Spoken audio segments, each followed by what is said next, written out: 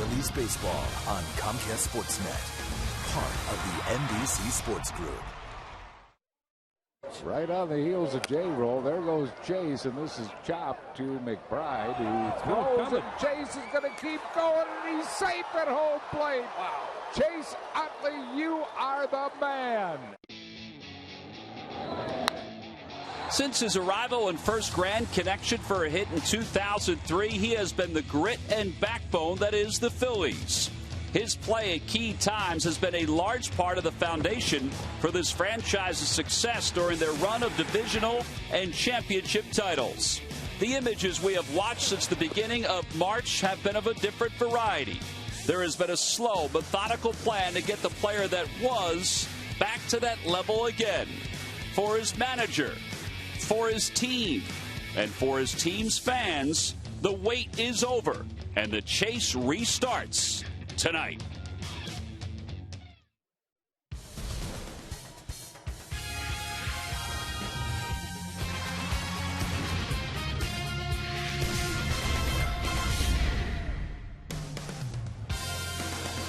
Like every other Philly fan and every other Philly employee, Ed Deal has waited for this day to put Chase Utley's name in the lineup, batting third for the Phils. That day has arrived, and so has Chase. After a one-game rehab assignment with the Lehigh Valley Iron Pigs, he is ready to go. He was here earlier today getting ready with pregame warm-ups with his team, and now the Phillies will have him ready for Game 3 of this four-game series against the Pittsburgh Pirates. Hi, everybody. I'm Tom McCarthy along with Chris Wheeler. Step one for the Phils to get healthy was getting Chase Utley back. Ryan Howard may soon follow, but Chase certainly is the man of the hour. He's back in the lineup and back hitting third. Well, one of the questions you get about what is Utley going to be like? Well, what is he going to be like? He's going to be the best second baseman the Phillies have ever had in this town. He's a flat-out gamer, and he'll add something to this baseball team they haven't had all year. Look at this career numbers on Chase Utley. Is he this kind of player right now? Probably not. Is he still have a chance to be a heck of a major league player? You bet he does, and he can't wait to get back out there tonight, and we all can't wait to see him. His career here has been punctuated by big moments. Here's his first major league hit, and it's a grand slam home run off Aaron Cook at Veterans Stadium in an afternoon business person special. Then he went back to the minor leagues for a while. How about his base running right here? Little chopper, taking a long time to get him at first base. He was on second when this play started. He busted around third, scored a run there. A walk-off win. This was one of the most dramatic wins the Phillies had. It started them on their way to becoming a championship team. That was against Billy Wagner and the New York Mets, and that lit this place up. And rare emotion there from Chase Utley as he was pretty excited about it. How about Game 5 of the World Series? This incredible play. Fakes the first, comes home, gets a guy coming to the plate. Huge play in that game as the Phillies would eventually become world champions. And then last year, wow, this is the last time we saw him. This ball off the bat looks like a home run, but nope, John Jay catches it right there on the warning track for the first out in the ninth inning. Chase would later talk in spring training this year that he didn't have his legs. And that at bat probably didn't have his legs last year. Right now, he thinks his legs are strong, and look for some good things from him, Tom. Yeah, he thinks his legs are strong. He thinks his knee is as good as it's been in quite a while. That's great news. And the best news of all, he's back in Philadelphia and back in the starting lineup. And his first pitcher that he'll face, James McDonald, making his 15th start of the year for the Pirates. He's been really good for them. He's third in the league in earned run average. And Raul Valdez is making his second ever major league start. He's appeared in 12 games so far, and he's been pretty good for the Phillies. Well, last night, Chase Utley went yard at Lehigh Valley. Look how far this one went.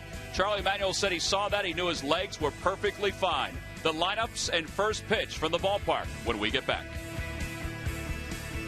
Phillies baseball is brought to you by Toyota. Every new Toyota purchase comes with Toyota Care. By Citizens Bank, we're for homes. Talk to us today about how we can help guide you to the loan that's right for you.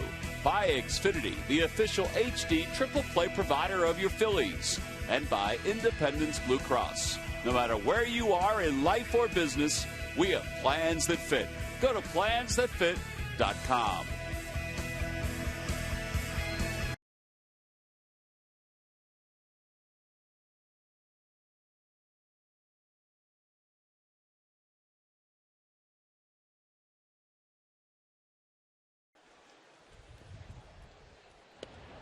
Well, back here at Citizens Bank Park, we're underway as Josh Harrison takes a strike.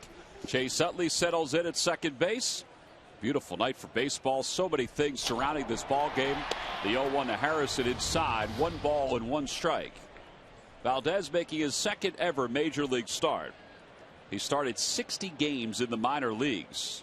22 in 05, 23 in 06. And the first out will go to Ty Wigginton as he settles under this pop-up. So 1 away here in the first. Let's take a look at the rest of the Pirates lineup, brought to you by Xfinity, your home for the most live sports. After Harrison and Sutton, McCutcheon and McGee, then Neil Walker, the second baseman, bats 5th. Pedro Alvarez 6th. The number 7 hitter is Jose Tabata. Michael McHenry, the catcher, bats 8th. And batting 9th and pitching is McDonald, the starting pitcher, who has done so well this year. And they'll face 34-year-old left-hander Raul Valdez out of Havana, Cuba. And he delivers a strike to the number 2 hitter, Drew Sutton. Yeah, he defected from Cuba to the Dominican Republic in March of 04 and then signed with the Mets. Ground ball foul, and it's no balls and 2 strikes. See his numbers. 12 games this year out of the pen, 2-0 with a 1.84 earned run average. Excuse me, he signed with the Cubs when he defected. He eventually did pitch a little bit for the New York Mets. And here's our scouting report on him. He throws 86 to 90, but he's deceptive. He's a strike thrower, and they swing and miss at him. Mentioned that he hasn't started in the major leagues since he began a game in October of 2010 for the Mets when he went 5 1/3. But in winter ball this past offseason, he helped the Dominican Republic win the Caribbean World Series. He was the winning pitcher in the championship game, the deciding game. He allowed 3 hits and 4 runs, 5 strikeouts in 5 innings of work. Yeah, like most guys who are relief pitchers and they get an occasional start, he's pitching from a windup. Normally they just stay in the stretch. The 1-2 pitch up high, 2 balls and 2 strikes. You know, it's in a very abbreviated windup, obviously, but still it's not like you see most relief pitchers just stay in what they do that they're used to doing as relievers.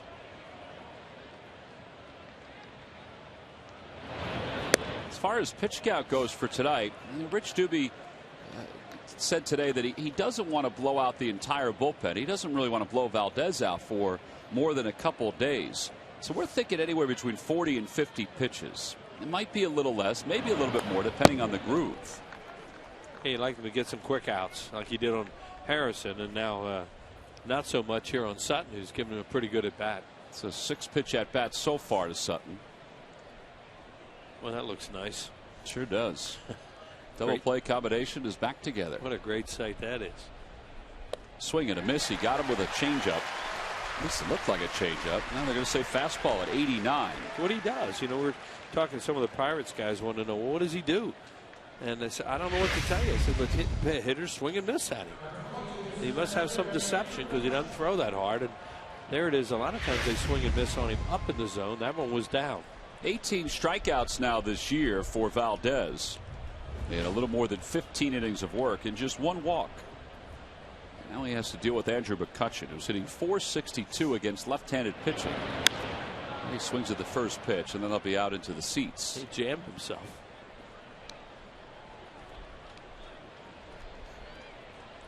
Ryan Howard, he's had a busy day. Back from Florida, being reevaluated today. Did some exercises before the ball game. Took batting practice. Met with the media. And the Phillies will decide in the next several hours whether he'll have a rehab assignment tomorrow or Friday. Yeah, Dr. Cicotti has to take a look at him too and make an evaluation. 2-1 the count. Dr. Michael Cicotti is the Phillies team physician.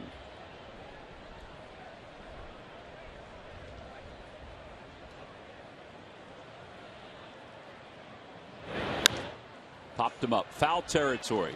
Ty Wigginton crosses over. This is a little deeper than Wigginton thought, and Chase Utley makes the play.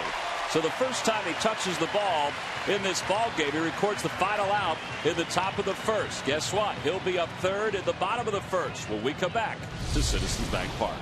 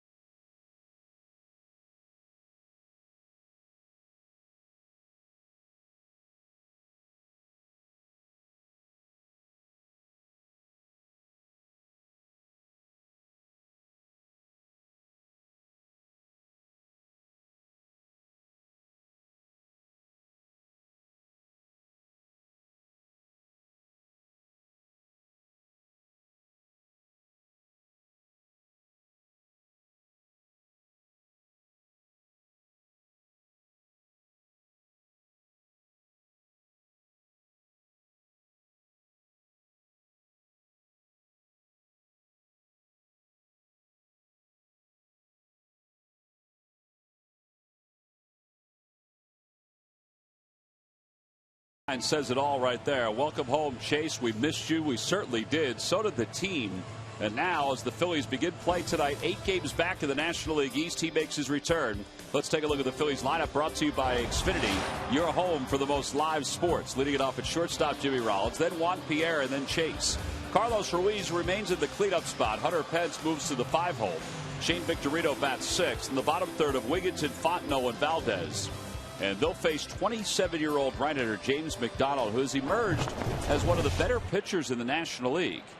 His record 6-3. His earned run average 2.19, which is tied for 3rd in the National League. Look at the opposition batting average against him, too. 195. He's just having a tremendous year. And he's always been a guy with a pretty good arm through fastball, curveball. Now he's throwing a lot more sliders. He's 17% as opposed to his curveball. Well, he's behind 2-0 to Rollins to start the bottom of the first. He used to throw fastball and a big number of curveballs, and now he throws more sliders and curveballs.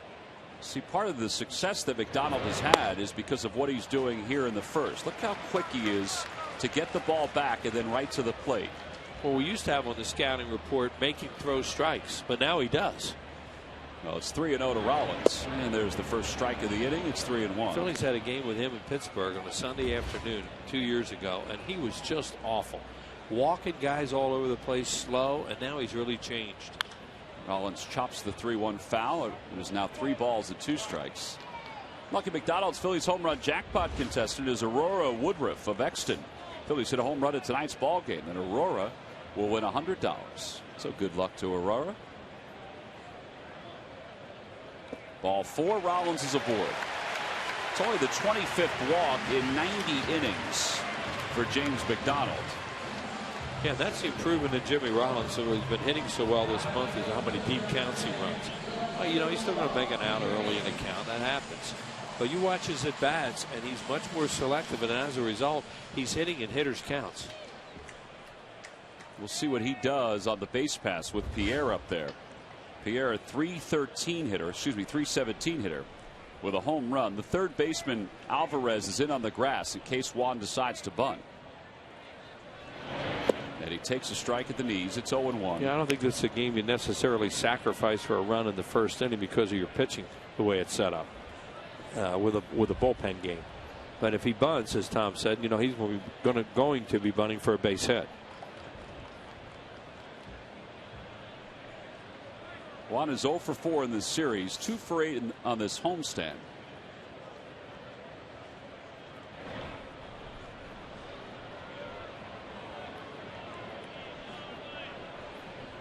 McDonald on a really good roll right now, as we showed with those numbers. You'd love to get a quick run off him.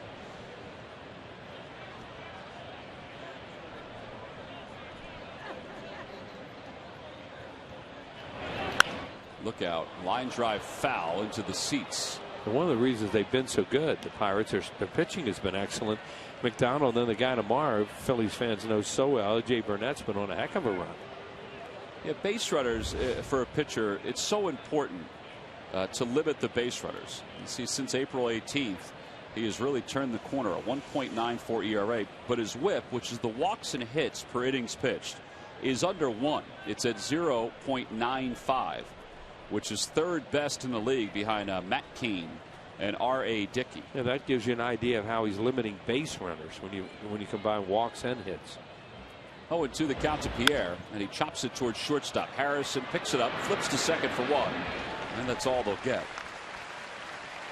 So the fielder's choice, 6-4 putout, and here comes Chase. Number 26. Second baseman, Chase Utley.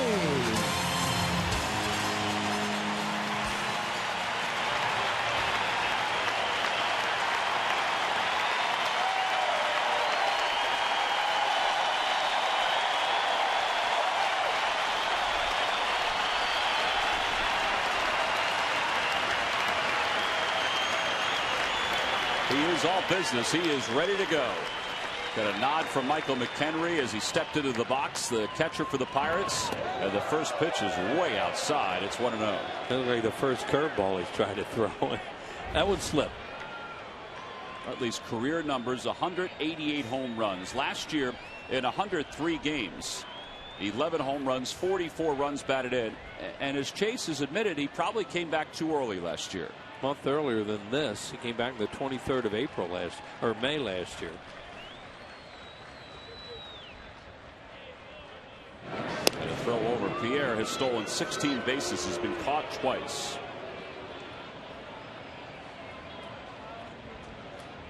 A little bit anxious right now. You know, after that ovation, you know, he could be the biggest pro in the world, and he certainly is a great professional. But that had to be pretty neat.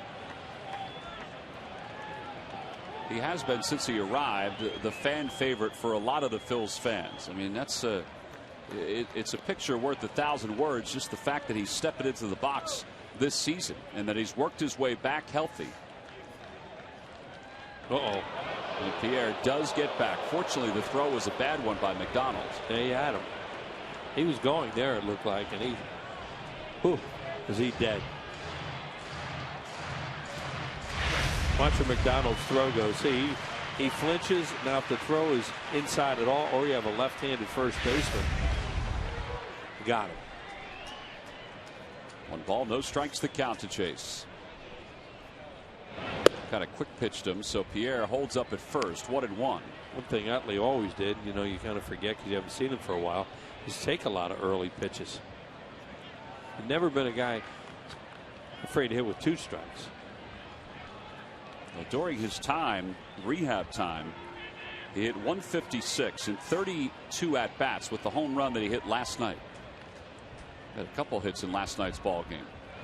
Pierre goes, pitches low. The throw to second is in time.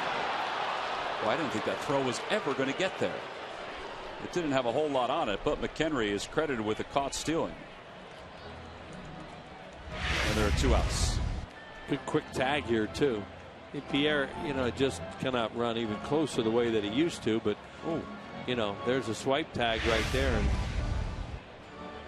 I mean, everybody seemed to think he got him. Awfully quick swipe. It didn't look like he got any uniform on that one. But there are 2 outs. 2-1 the count to Utley. And he cues it foul up the third base line. And it's 2 balls and 2 strikes.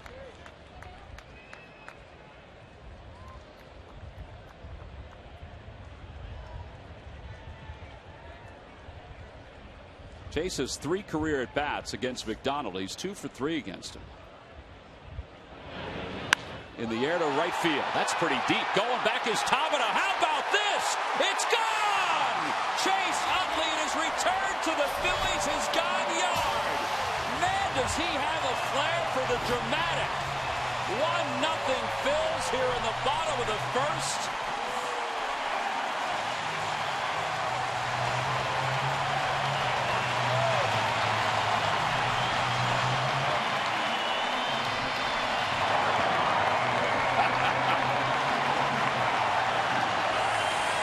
Is incredible. Boys, I'm back.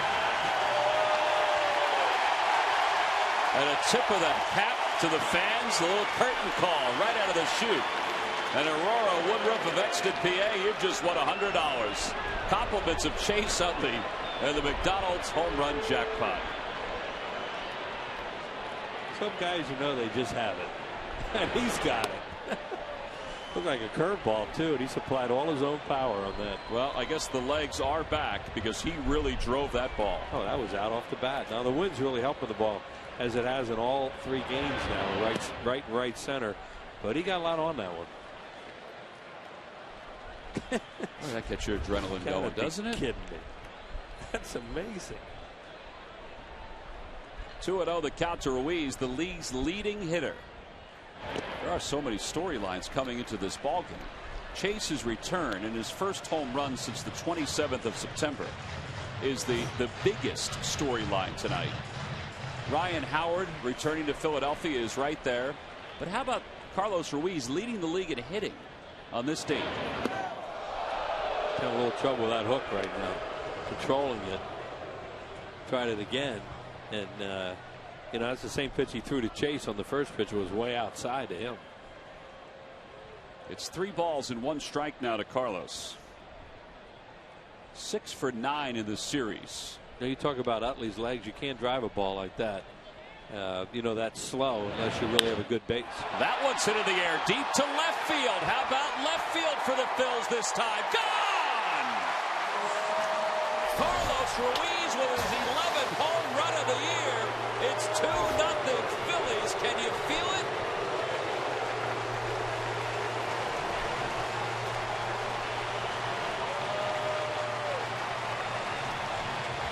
What a way to start this ball game. You can't lay it out in a movie script any better than this. James McDonald's thrown 4 home run balls. One of them against the Phillies early in the year to Hunter Pence. Clint Hurdle just chewing the gum like, ooh, you know, they're hitting us a little bit early here. But that's how good McDonald's been. And they go back to back on it. Now Hunter Pence is the hitter. And Pence takes a strike. It's 0-1. That's the second time unofficially they've gone back to back this year. The other time, Victorino and Ruiz at Arizona. Now it's official. Wheels Jay McLaughlin and our in-house PA has just announced the same thing. Well, the only reason I said that was because it was my stuff. So, but it was off Patterson at Arizona on the 23rd of April. That's how long ago it was. 1-1 the count to Pence. Low ball 2, 2-1.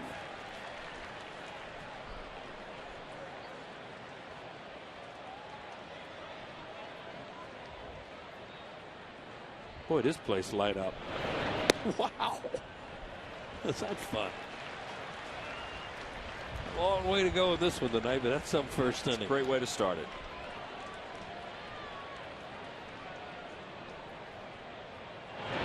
Ball 4, second walk of the inning by McDonald. This guy's only given up 6 earned runs his last 33 innings. Well, the home run by Chase, the home run by Carlos, and for each one the Phillies hit this season, 1 tree will be planted by the Pennsylvania Horticultural Society as part of Home Runs for Trees, a partnership between the Phillies, PHS, and Aramark. Home Runs for Trees is part of Plant 1 Million, a project to restore the region's tree coverage. For more information, visit phillies.com/red-goes-green. Oh, this is a sweet swing to start it off for the Phils. There it is. It's a curveball. Came right down into the zone in the middle of the plate, low. And look how far he hit that thing. That's way out to right center field. And here comes Carlos Ruiz. The Wits start trying to knock this one down because it's so high. That thing's about 8-10 rows up on a normal night here, but the wind almost kept it in the yard. Well, now Victorino with a runner at first and 2 outs, 2-0 Phillies. And Shade takes low, 1-0.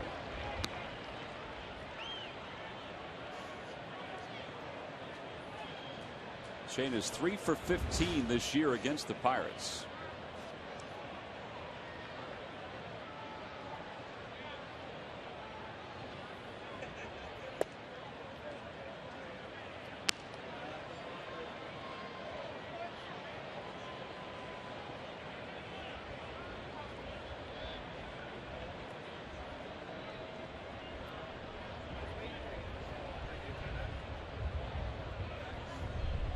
Pence leads off first. At a curve high and away, 2-1.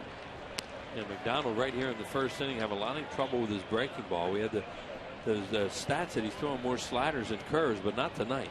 Phillies are a team, as you look at Raul Valdez gave him a good solid top of the first inning. Phillies are a team that teams want to throw a lot of slow stuff to.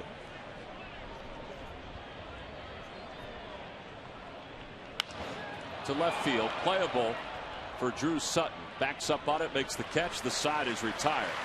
The Phillies, though, get 2 home runs. Back-to-back home runs. The first one by who? Who else? Chase Utley in his return to a Phillies uniform. Hits his first homer of the year. Then Carlos Ruiz, the major's leading hitter, hits his 11th home run of the season. 2-0 Phillies as we go to the seconds.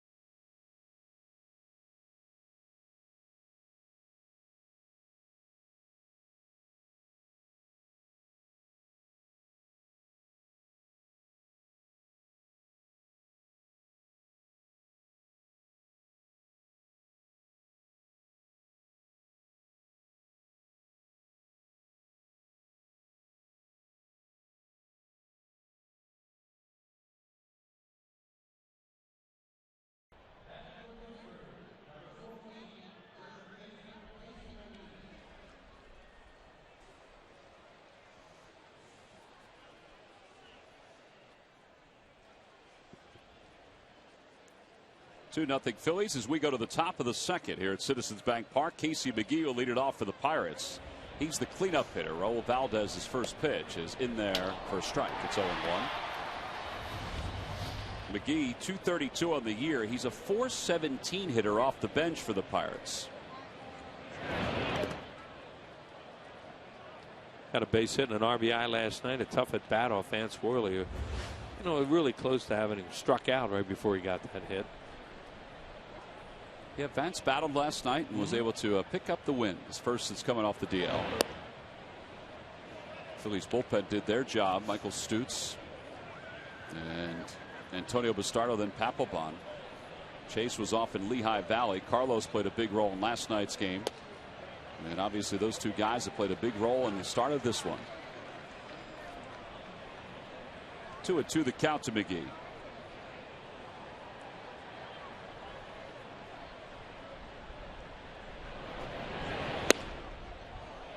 Not a bad pitch. Fastball just off the outer edge.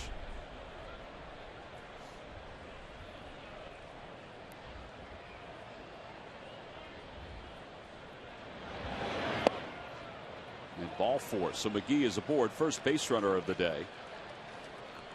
Well, it's time now for our Nissan keys to tonight's game on this beautiful night here at Citizens Bank Park. Well, of course, I made these up hours ago, so you know, we just figured Utley was going to homer in his first at bat. No, that was changed. It's pretty cool. Come on, Wheels, you could have let that out there. Nah, bullpen game, go inning to inning. That's the only way you can approach this one tonight. Just see what happens. But nice to have a 2-run lead in the first inning after Raul Valdez put him down in order. But for Chase Utley to homer in his first at bat, that's just drama. You know, certain guys, they just rise to the occasion, and he's certainly one of those guys. Think about all the adrenaline that was flowing through his body when he was up at the plate. And you think the pitch before that, he had hit a fastball. He was late on it, or I don't know what happened with it. You know, he just nubbed it down the third baseline, and now the guy throws him a curveball, and he hits it 400 feet. 1 ball, 1 strike the count to Neil Walker. Walker's 1 for 7 in the series so far. The Phillies set up for 2. Runner goes, pitch is taken outside, throw to second is high. They must have missed something. Utley tracks him down. That knee okay? Certainly looked okay right there. That must have been a hit and run or something that was missed by one of the guys. That's what it appeared to be, because there was no swing at all from the hitter Neil Walker, and it certainly looked like McGee thought they were playing hit and run there. He'd have kept going. He might have been safe because that throw was so high. Watch, it's not a delayed steal. He thinks it's a hit and run. Nah, he didn't. Chase still would have been able to come back and put the tag on him, I think. Chase made a couple plays last night at Lehigh Valley. One was a forced play at second base. And he talked about playing in that one last rehab game yesterday, and how important it was more defensively than offensively to play in that game, because the speed of a AAA game, he felt, and this is true, was quicker than a single-A Florida State League game. Yeah, now he's really gotten into the passing lane in this. Yeah, when you get up to this level, and a lot of quick moves he just made right there, as you pointed out, and you know, he's fine. Outside 3-2. Hopefully, we'll all get to the point where we don't even talk about it, which is what he would probably like. Yep. 3-2 the count to Walker. Switch hitter, batting right-handed. And ball 4. So a guy that's only walked 1 guy coming into this game has walked the last 2. Yeah, they get a break there on that. Whatever happened on that play. Just missed with a couple of the pitches. They were pretty close, and I think he may have wanted 1 or 2 of them. That'll bring Pedro Alvarez to the plate.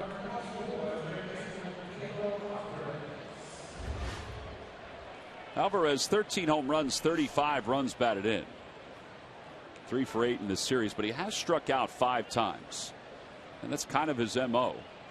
Not the same as Adam Dunn, who hit another home run today and had 5 RBIs, who strikes out a lot and hits a lot of home runs. But it's kind of close. And walks a lot, too, Adam Dunn. Toyota Major League Scoreboard, a quick look at what happened in Chicago, where the Mets capitalized on the wind blowing out at Wrigley Field. And really beat up on the Cubs 17-1. The wind was blowing out a ton. The Cubs didn't do anything.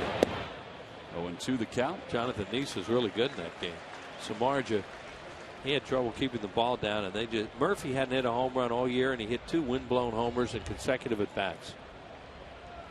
The other story today is that the Giants shut out the Dodgers 3-0, and the Giants have now caught the Dodgers in the National League West. Incredible. 0-2 pitch. And call. Strike 3. Gotta wait for Tim McClellan. Yeah. He'll tell you, but it just might take a second or two. They know down on the field that we've been told over the years that he makes a sound. The players know what's going on, but he's not a broadcaster's umpire necessarily, nor does he really care. Tallest umpire in Major League history, and it takes him a little while to get up and make the call. Well, Carlos wanted a high fastball there, and he just threw he just painted on the outside corner. So with 2 away, here's Jose Tabata making his 40th start in right field. They were thinking more of a chase pitch there as opposed to a called third. And the first pitch inside and low, 1-0.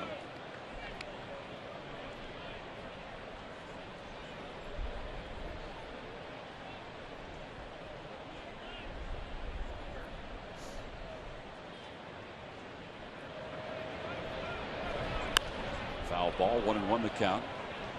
Mentioned that Valdez has started before. 60 games in the minor leagues. This won't be like a start because he won't throw as many pitches as he normally would. And then you also add in the fact that in the Dominican series, he started and won 2 games in the World Series. They got to get him up to hit too. He's 4 for 10. Yeah. A liner to left field that floats and is picked up on a hop by Juan Pierre. So the first hit of the night for the Pirates. It'll be first and second with 2 outs. Well, one more day, the Pirates and the Phils. It'll be tomorrow afternoon at 1:05. It's a Citizens Bank Business Person Special. There are tickets still available. There's your pitching matchup. A.J. Burnett, who's been good for the Pirates since his return from the DL, and Kyle Kendrick, who's trying to get back on track and get back in the strike zone. Tickets can be purchased by heading to Phillies.com on your computer or by coming out to Citizens Bank Park to purchase them at the box office. Michael McHenry 5 for 7 in the series. Yeah, he popped one last night and should have had one the night before, but the wind knocked it down.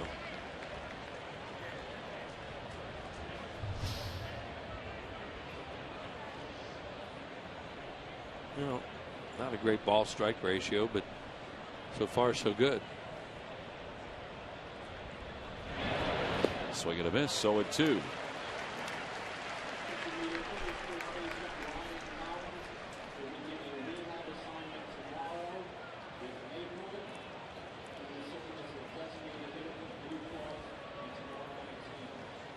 To the count to McHenry. 224 overall with 4 home runs and 8 runs batted in.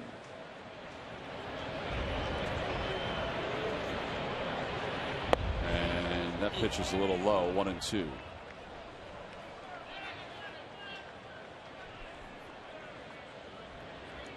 Walker's leading off second. Tabata is off first.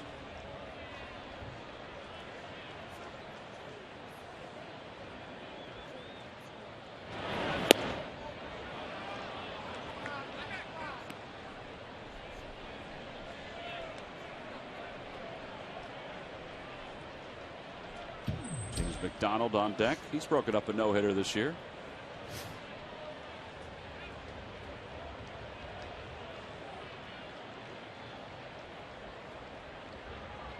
Was that Matt Cain before he pitched a perfect game, right? Yep. Yeah, so Matt Cain's the only hit he allowed that day. Yeah. Carlos Ruiz going out to the mound. Had the one hitter in a perfect game. By the way, following Valdez tonight, most likely will be Joe Savory, but we'll wait and watch like everyone else. Obviously, last night Antonio Bastardo pitched an inning, Michael Schwimmer pitched an inning, and Jonathan Papelbon pitched an inning. So everybody can probably work at some point tonight. Diekman and Qualls did not pitch last night. 2-2 the count to McHenry. In the dirt, blocked by Ruiz. 3-2. Good job by Carlos. Keep the runners at first and second. Well, they may go breaking ball again here, and even if they walk them, they can pitch to the pitcher McDonald. I don't know whether they would challenge him here. It is only the second inning, but the pitcher is on deck with 2 outs. Already the 4th full count for Valdez. Runners go. Pitch is hit in the air deep to left field. And that one, if it's fair, is not coming back, and it's not coming back. A 3-run home run, and the Pirates have taken the lead. It's 3-2 here at the top of the second inning. Well, this guy's Babe Ruth here this week. That's 5 home runs overall, 2 in this series, 6 hits overall. It's a fastball too. You know, I don't just really thought they might throw something, a chase pitch with a pitcher on deck, 2 outs, but he challenges him with an 88-mile-an-hour fastball right down the middle. Not a good idea. That'll bring James McDonald to the plate. The opposing pitcher takes down low, and it's 1-0. McDonald 107, no home runs, no RBIs, and it's 1 ball and 1 strike. Oh, nice catch by a gentleman in the Hall of Fame club. Reached up with one hand and pulled it in. Michael McKinry is playing for Rod Barajas. There's a liner to left, caught by Pierre. The inning is over. 3 runs scored, though, in the inning off the bat of Michael McKinry. A 3-run home run. Raul Valdez and the Phils down 1 as we go to the bottom of the second.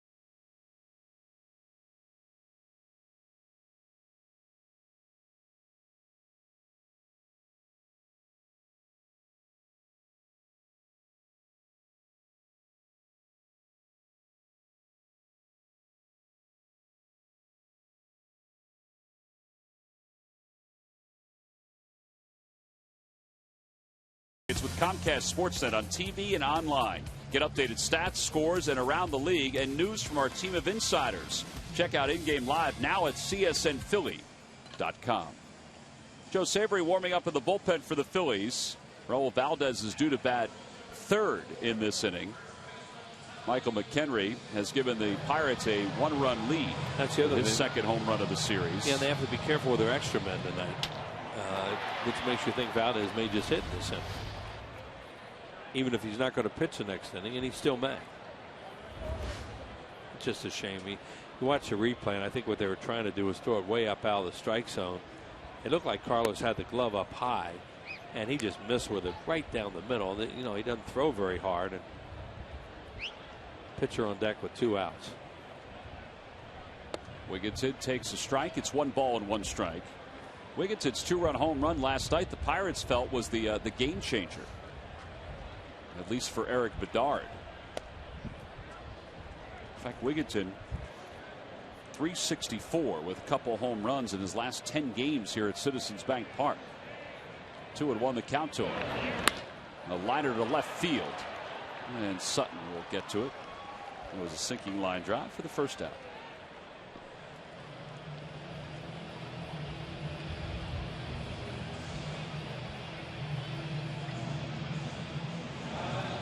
James McDonald, with all of his success this year, we mentioned his earned run average was 2.19.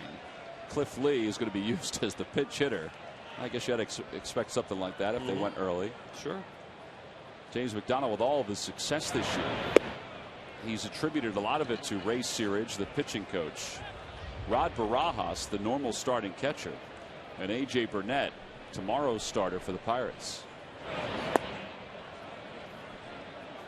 Mentioned they have to be careful using up their extra men too soon, so I thought they might just let Valdez hit. Here comes Cliff Lee out as a pinch hitter. Will's mentioned Valdez is 4 for 10 in his career, but Cliff has had some more ABs. So they're going to go with a fresh bat. Yeah. Well, Valdez may have gotten another inning in and at bat, but his command was off and then got hurt with a 3-run homer. Swing and a miss at the breaking pitch. So first strikeout for McDonald. And there are 2 outs, and here comes Cliff.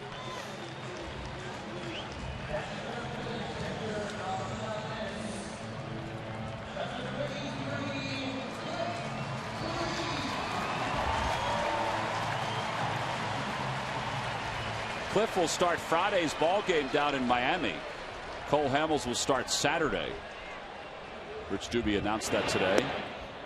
And swing and a miss at the first pitch. It's 0-1. He's done this before. Not that often, but he has pinch hit before.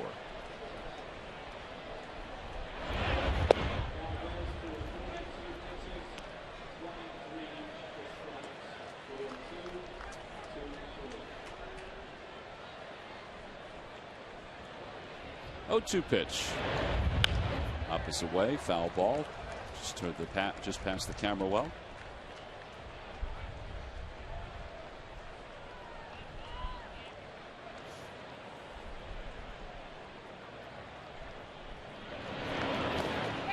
Did he go on that one? They appeal. No swing, says the third base umpire Marvin Hudson. Phil's pitchers this year are 4th in the league in hitting with a 148 average. 4th in the National League. And a curveball and a called strike 3. Back-to-back strikeouts for McDonald. So he's found something since the first inning. We've completed 2. We move to the 3rd here in Philadelphia with the Pirates up 1.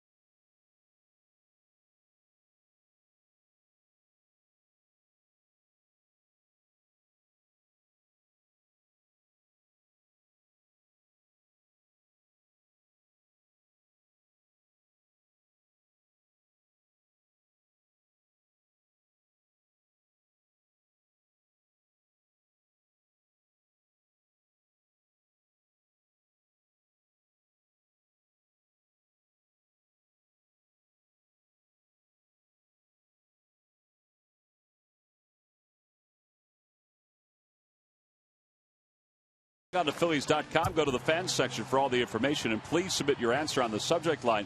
Wills, the question is, who holds the Phillies single season record for triples by a second baseman? And the answer will be revealed in the 7th inning. Look, Wills, she's telling her what the answer is. Yeah. I don't know if that's true. It's got to be Chase. Find out in the 7th inning. I've been told by people that the last couple of questions have been layups for you.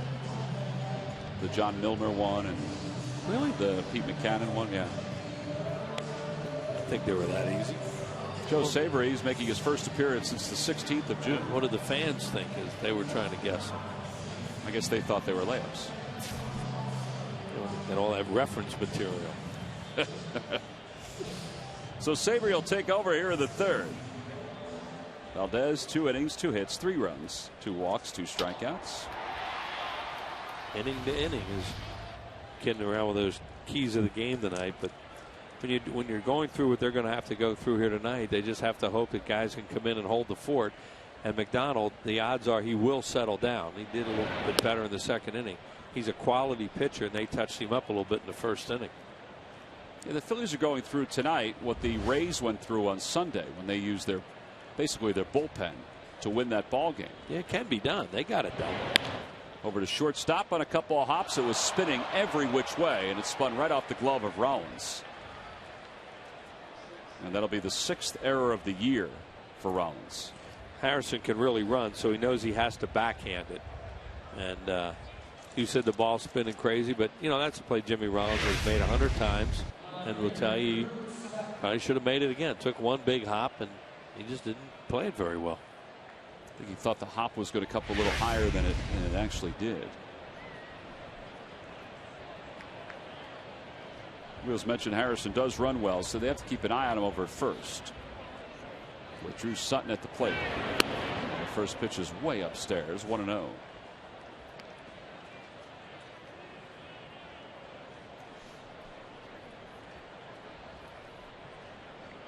Savory has essentially been the Phillies' long man since Kyle Kendrick went into the starting rotation.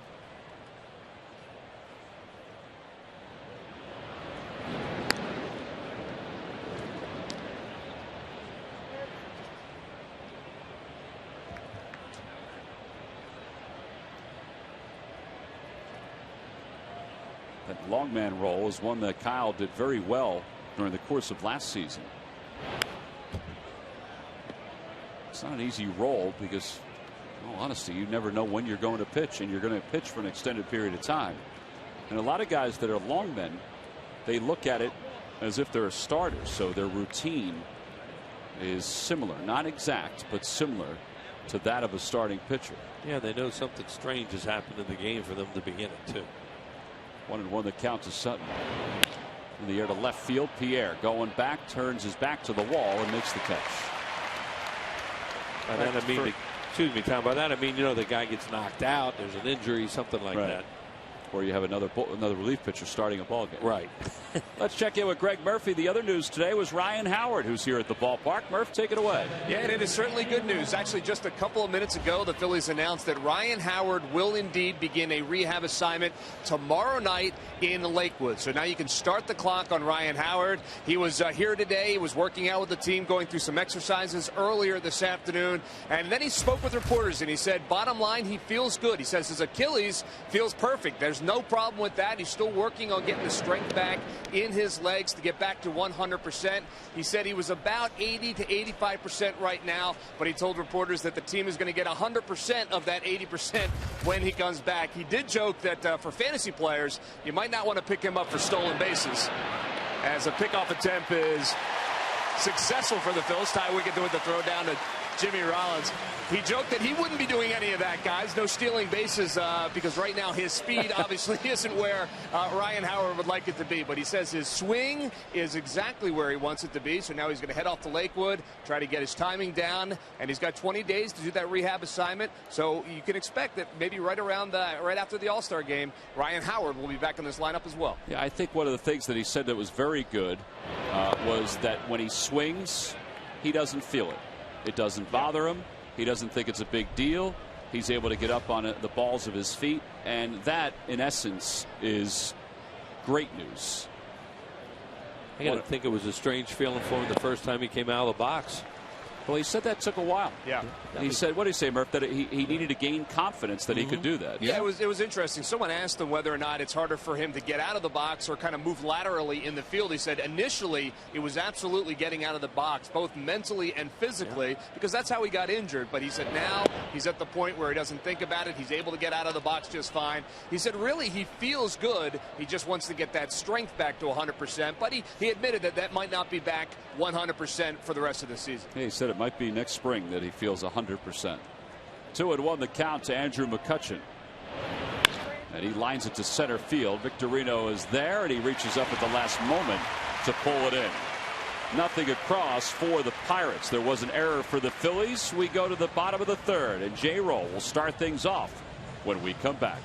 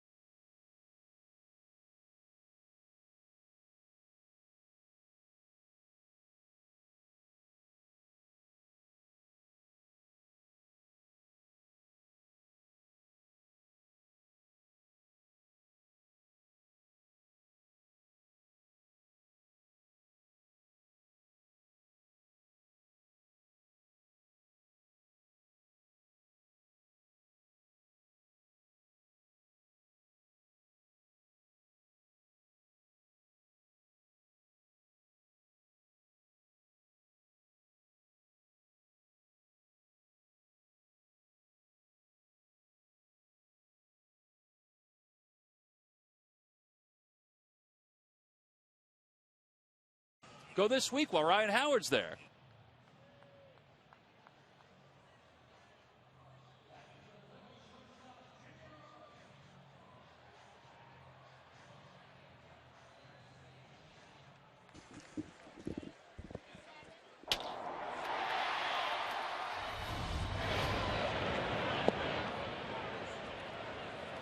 Jimmy Rollins leads it off here in the bottom of the third. He takes a hook for a strike, so it's 0-1. Rollins walked his first time up. Phil's down 3-2. James McDonald, ever since that first inning, is now firing one strike after another. Well, that's what he's been doing this year. And, you know, he really had no command at all of his breaking ball in the first inning. Playing Jimmy really to pull a little bit with that shortstop well up the middle and a little bit in the outfield to pull too, as you see there.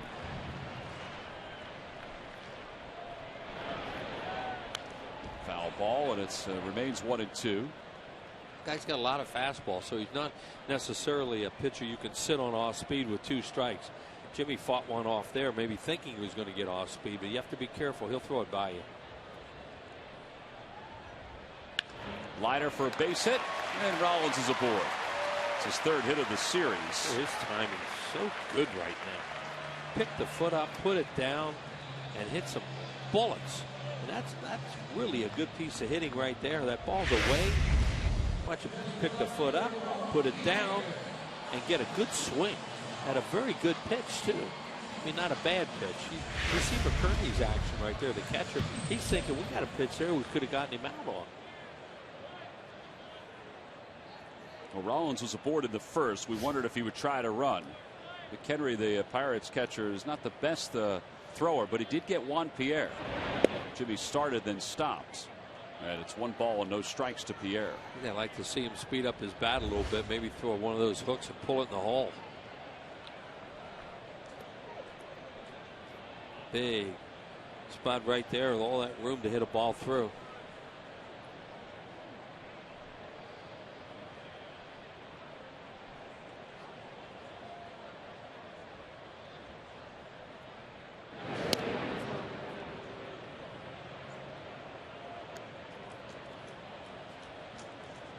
Rollins, we mentioned, has 12 stolen bases. Pierre has 16. Shane Victorino has 18. Pierre and Victorino are one of 2 teammates that are in the top 10 in stolen bases in the National League. Try to bunt that right over the head of Alvarez at third. He's going to slug it right over his head. Instead, he hit it right to that guy.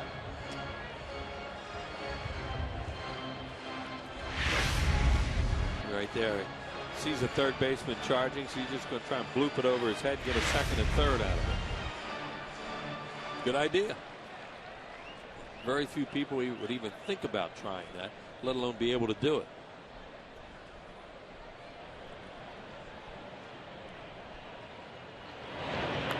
Bunts of foul, 1-2 the count.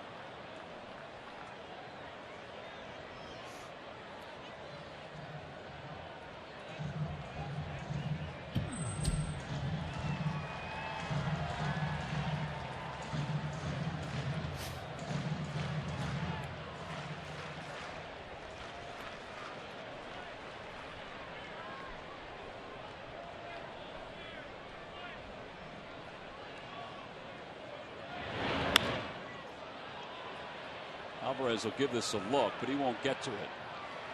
It's out of play into the first row.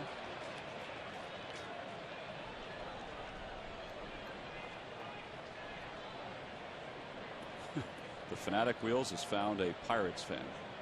He's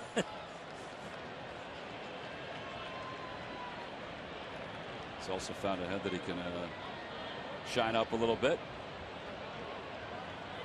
Pirates fans wearing a Roberto Clemente jersey, still the top selling jersey, Pittsburgh Pirate jersey, even to this day. Is that right? Yeah. Andrew McCutcheon is closing on him. What a player. But that Clemente number 21 is still the top seller.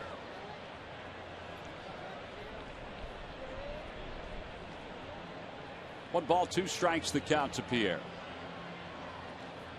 Chopper back to the box. McDonald has it. Throws to second for 1. Harrison's flip not in time. Rollins went in pretty hard at second. So the second fielder's choice of the night for Pierre. And that'll bring Chase Utley to the plate. Speaking of Chase, he provided a Coors Light cold hard blast. Got a curveball. Look what he does with it. Deep into the seats in right center field. Cold hard blast brought to you by Frostproof Coors Light. Another nice reaction for Chase. First time ever that Chase has homered in his first at bat of the regular season since we talked during the open about his first hit being a grand slam. It's the first time that he's hit a home run in his first at bat. Donald looked like he tried to quick pitch him there, and it's 1-0. Well, he came back with a curveball. He got hurt on it last time. He said, I'm going to come back with it again, try and get in a better spot, or just flip it on the outside corner, get a called strike, get ahead of it. Playing Utley to pull a lot more, of course, than they were Pierre. Pierre tried to steal his first time up, was out.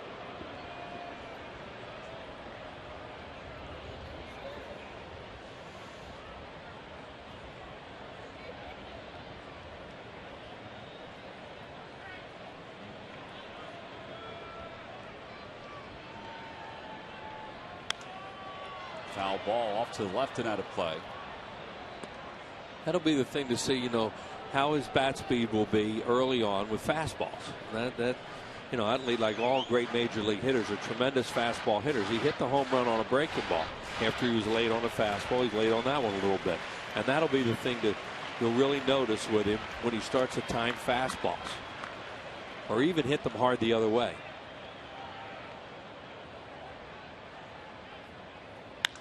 That one's to straightaway center field. McCutchen on the run, back to the track, and he makes the catch a foot from the wall. Pierre goes back to first.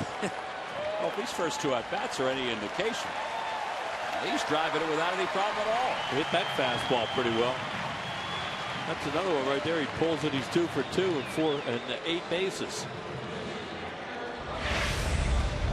Thinking, oh man, that's what I did last year to John Jay. It was his last at bat of the season last year, and of course of the Phillies season shortly thereafter. Almost the same spot.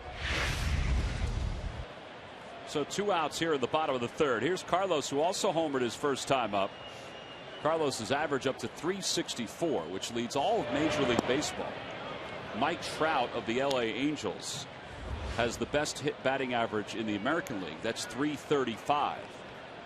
Carlos at 364. South Jersey guy, Mike Trout. He's had himself a heck of a start to the year. Boy, he's talented.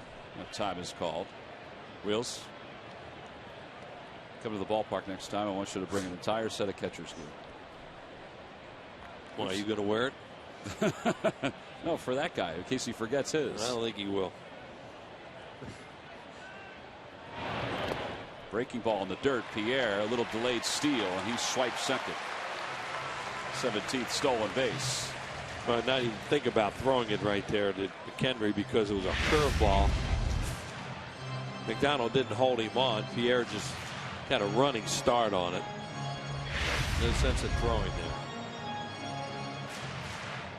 Carlos, of course, leads all Major League catchers in average. He's 4th among catchers in RBIs. There's a few RBIs where he wasn't the catcher for the Phillies. He's a pinch hitter. The 1-1 pitch. Grounder foul. It's 1-2.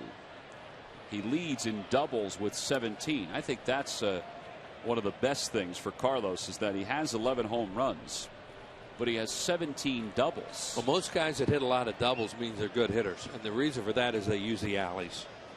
You know, you're going to pull some doubles down the line, obviously, but doubles hitters are alleys hitters, and they're your best hitters. Time is running out to vote for Carlos and all the Phillies for this year's All-Star game. You can still go to Phillies.com to punch your ballot. 1 ball, 2 strikes the count. Fastball low, 2-2. They're making McDonald work. He's up to 57 pitches already here in the 3rd inning. Last time out, he threw 120 in his first major league complete game against Minnesota last Thursday. So, you know, he's coming off an outing where he could get a little weary quick.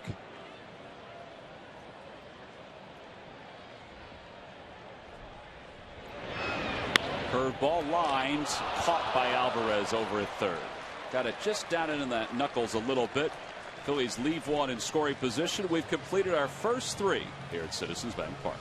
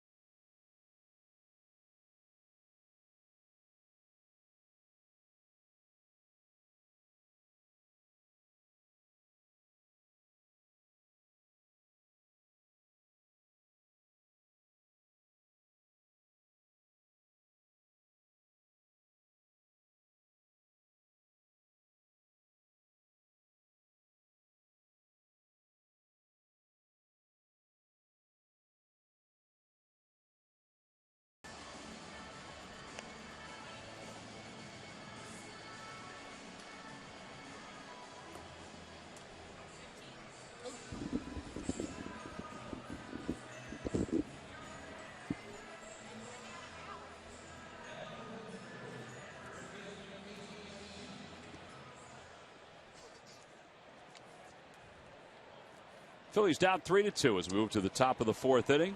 WB Mason has great brands at great prices like Scotch Magic Tape, which tapes repairs then magically disappears. From who? But WB Mason. Casey McGee will lead it off here in the top of the 4th for the Pirates against Joe Savory. Gary Matthews joins us up here in the booth. And the first pitch from Savory down and away, 1-0.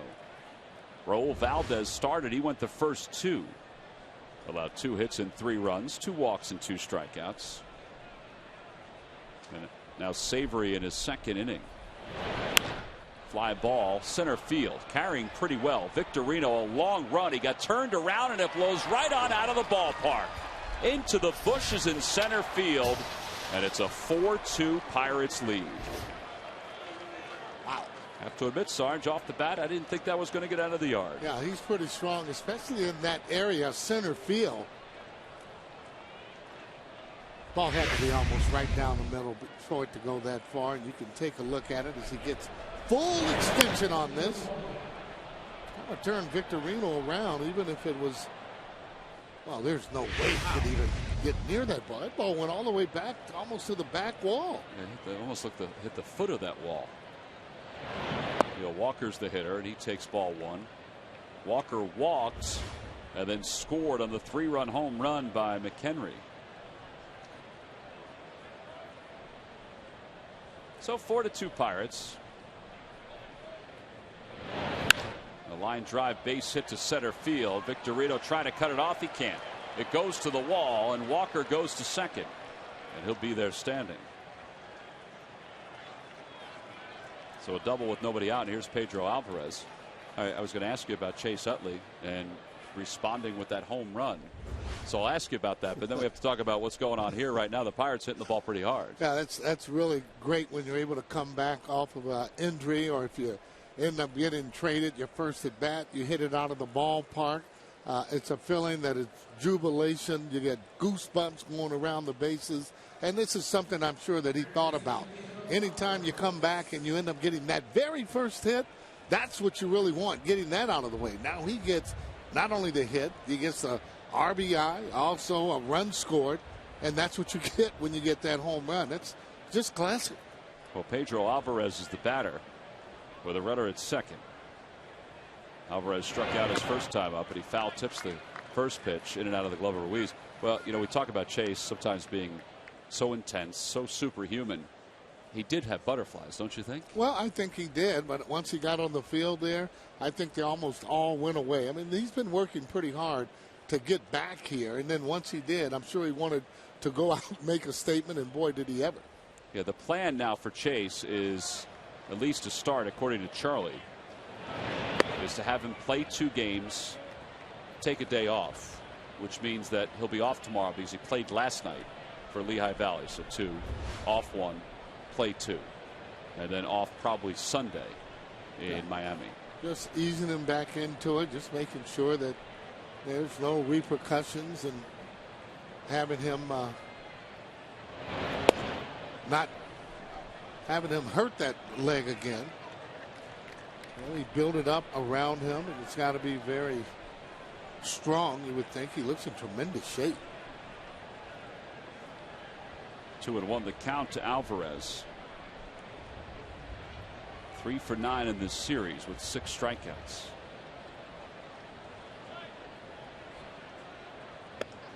Late on a 92-mile-an-hour fastball, and it's 2-2. Other injury news today, Scott Profrock, one of Ruben Amar's assistants, announced that Michael Stutz did indeed have surgery on his shoulder.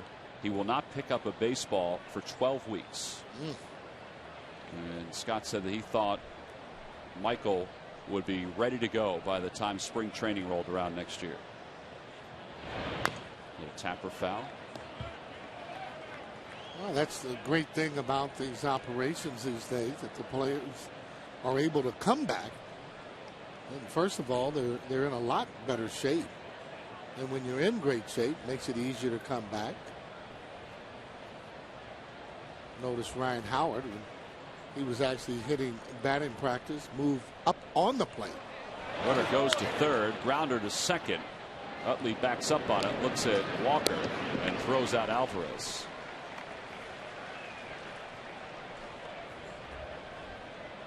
One gone, runner over third. It's a great jump. Well, he did get a great jump there, and he just timed it perfectly. Savory had stepped off. He would have been able to get him at third. Yeah, but they almost have that in their mind, like we were talking with Vince Coleman, that they're already programmed where they're going to go on and throw home.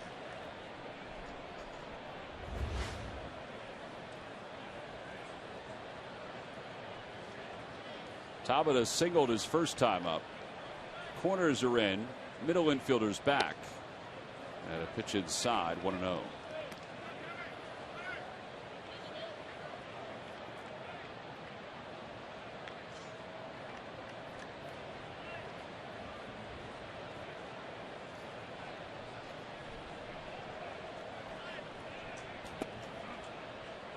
There's a strike, 1 ball and 1 strike.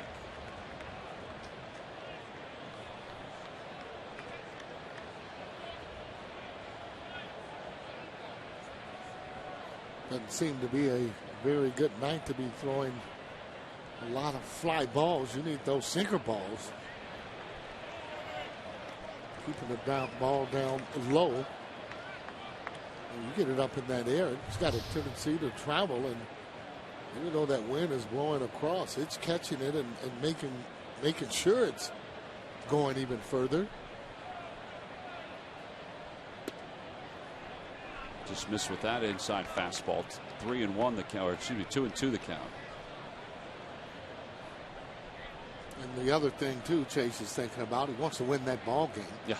You come back your first game, you want to make sure you get hits, and you want to make sure you win. He got him. Tabata couldn't hold up on the breaking pitch. 2 outs here in the 4th. Phillies baseball is brought to you by Honda. Visit your Honda dealer right now for great deals. Only a Honda is a Honda. By W.B. Mason, you can't go wrong when you buy right. And by Nissan's National 10 event. For a limited time, get bonus cash on Altima and Rogue. Visit ChooseNissan.com or your local dealer. So they're going to walk McHenry intentionally and just face James McDonald. And after his 3-run home run the last time, Charlie Manuel probably wishes he did that the last time he was up. When he crushed the ball to left field. Yeah, he really did too. I mean, I didn't think they were going to throw him a fastball, maybe something off speed, or maybe something away to hit the other way. And even if you walked him, it wouldn't have been the end of the world with the bases loaded, because you're facing lefty against lefty.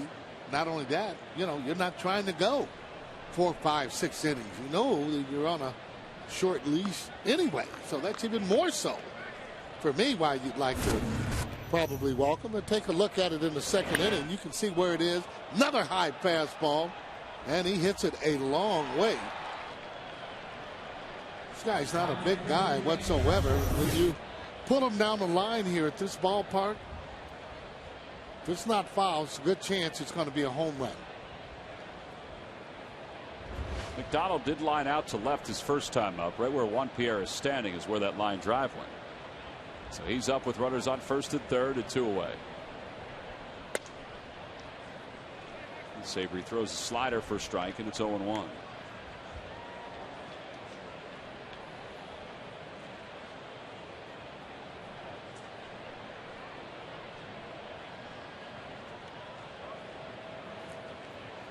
Update what's going on down in Miami. St. Louis on top 2-0 over the Marlins.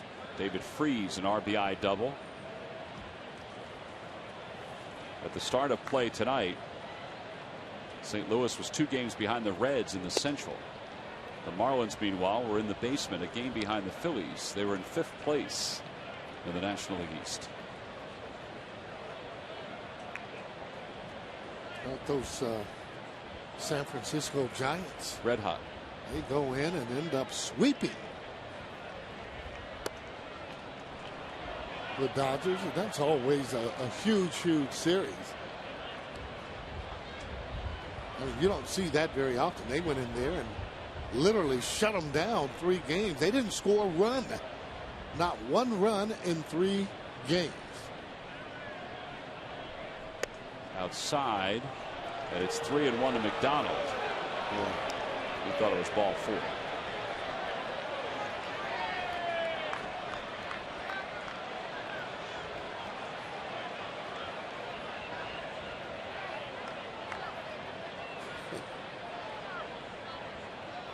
He just said, my bad.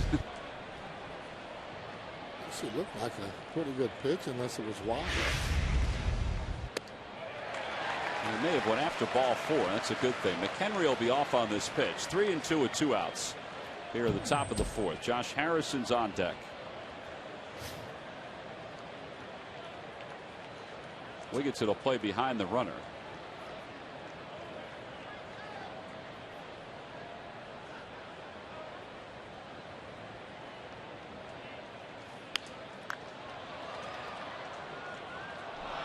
Another good catch by a fan in the lower level.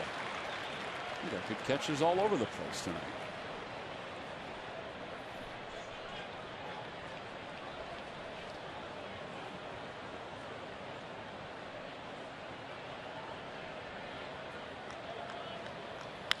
Line drive, base hit to left center field. Pierre will cut it off, knock it down at least. A run scores.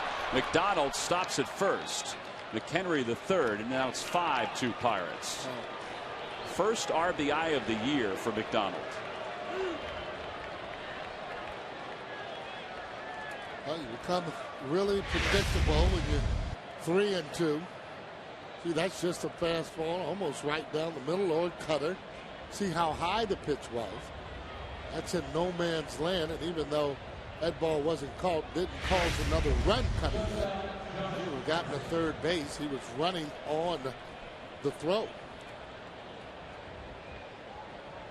Or I should say the pitch.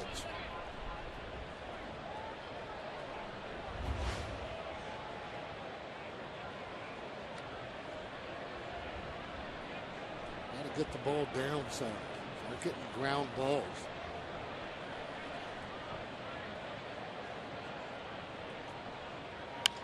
There's a ground ball. Big hop for Fontenot.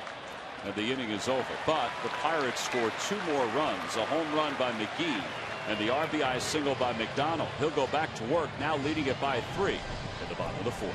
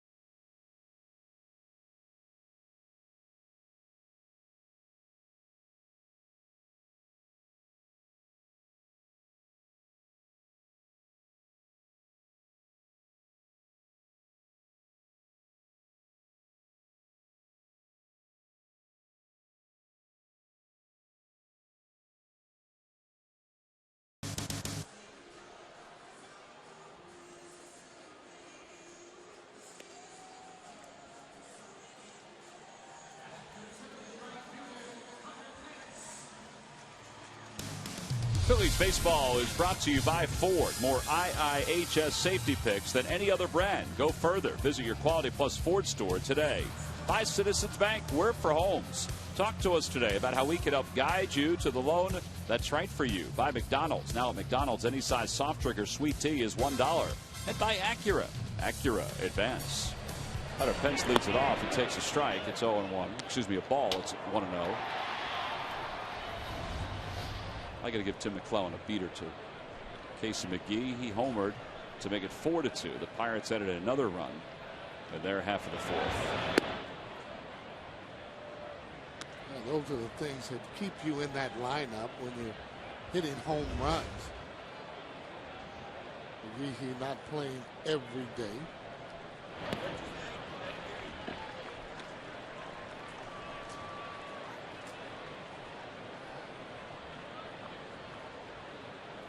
It'll be Pence, Victorino, and Wigginton for the Phillies.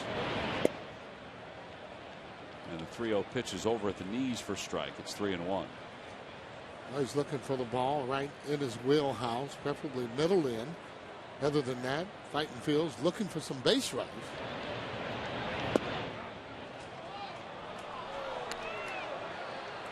What? I don't know about that one. It was very similar to ball 3. These last 2 pitches. And more than likely he'll be swinging at this, because if it is low, just because McCullough called that low pitch. Grounder back toward the middle. Harrison to his left. It's dug out by McGee for the first out here in the 4th.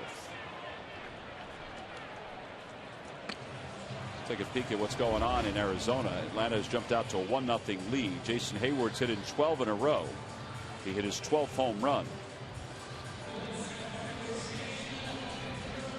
Braves currently 3.5 back of the Washington Nationals. The Nationals will be in Colorado again tonight.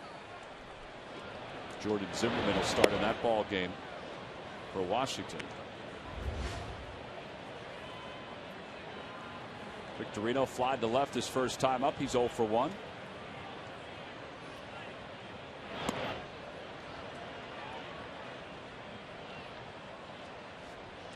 McDonald not as sharp as he usually is. This guy has been walking a lot of batters as of late. He doesn't seem to have so far that really tremendous breaking ball that he usually throws. That's a pretty good fastball. Torino a little bit late. He's walked 2 tonight, but you're right. He's fallen behind a lot of hitters. Yeah, I mean, just not snapping off the curve ball. That slider and struggling there. Victorino bunts toward third. McDonald off the mound. Nice play. He had to barehead it because it gave him an extra second or two to throw out Victorino for the second out. Yeah, not a bad try right there. The only thing is, wants it a little bit further toward the line. If you can get it there, would have been a sure base hit. Take a look at it and got to give McDonald credit getting off the mound there. More importantly, how about that throw there that he got a fast runner? Let's see if he can get it down the line a little bit more. Would have had a great chance, but give McDonald credit. Not a lot of pitchers would have gotten him out even from there. Ty Wigginton swings at the first pitch. It's a fair ball. Wigginton thought it was a foul ball. He wasn't running. He may have slipped too. It's a 5-3 putout. 1-2-3 go the Phillies. Fans let him know. We go to the 5th. It's the Pirates 5 and the Phillies 2.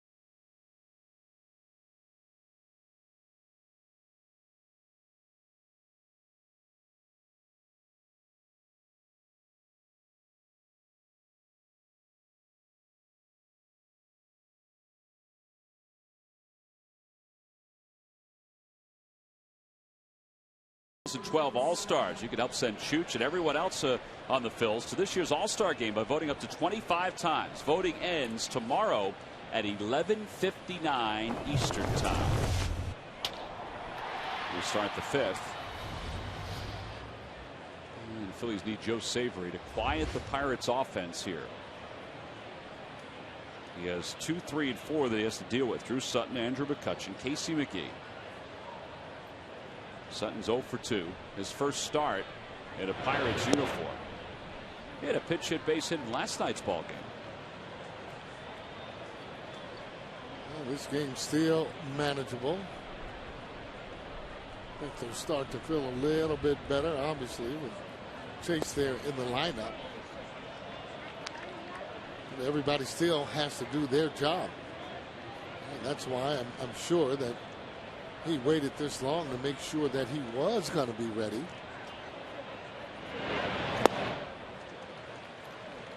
That's the hardest thing to do, is to come back, jump right back in, and start hitting Major League Baseball. I think he had to show patience, and Ryan Howard even talked about that today, that he learned patience and the importance of patience, particularly with things that are beyond his control. Yeah, well, again, they don't have to force themselves to be able to get back. I mean, this is just a time and age when that happened. You know, back in the day there, one of the reasons you wouldn't want to try and do that is because somebody might get hot and take your job. You know, even though these are two great players, probably the best players in Philly history in terms of their position for me. Howard at first base, Utley there at second. I don't think you'll find better players there at those positions. 2-2 the count to Sutton. Outside, 3 balls and 2 strikes. Better play for the Phillies, that is. Yeah, Ryan talked a lot today about patience. He also talked about his renewed appreciation of the game. That's just automatic. You know, because when you're playing, you're thinking and always taking it for granted, especially if you're in that lineup, a guy that plays every day, that hey, it's always going to be there. But when you get removed from the game, you really realize how much it means to you, but more importantly, how quick that career is actually going. 3 balls, 2 strikes to Sutton. Outside, ball 4. Well, Ryan called his time away from the game an awakening. And speaking of Ryan and Chase, time now for a Coors Light freeze cam. Good news all around the ballpark today with the emergence of Chase Utley, placed in the starting lineup at second base, the number 3 hitter for the Phillies. Ryan Howard took batting practice with the weight on the bat and the weight on the Achilles. And how about Roy Halladay? He threw on flat ground today. Threw 60 feet 6 inches on flat ground, and he's hoping to be back on the mound in a week to start moving his rehab forward. Yeah, and that's what will make these other teams in the East really start to shake. Major McCutcheon, a line drive single to center field. So first and second with nobody out here in the 5th. This guy's a good hitter. And they have other players that are really good players, but for sure he stands out as well as anyone on the team, and without a doubt the best player playing every day. Well, Joe needs to bear down here. It's only a 3-run deficit. They may start to get somebody up in the bullpen. He's at 45 pitches. But he has got to slow down this Pirates offense. Michael Schwimmer, who pitched an inning last night, is starting to warm up. Boy, what a great job he did last night. Maybe that will boost his confidence to start to make him throw the way he's capable. And Michael Schwimmer. And it's hard, though, for Savory. He's got to jam the hitters because he doesn't throw the sinker a lot to be able to get ground balls, and that's exactly what he's looking for. It's a good pitch. That's where you got to keep that ball down the knee area, move it in and out.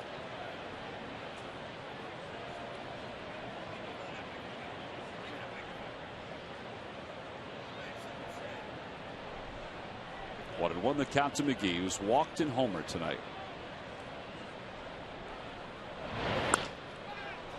Little bloop to right. Here comes Pence, makes the catch, and the runners go back.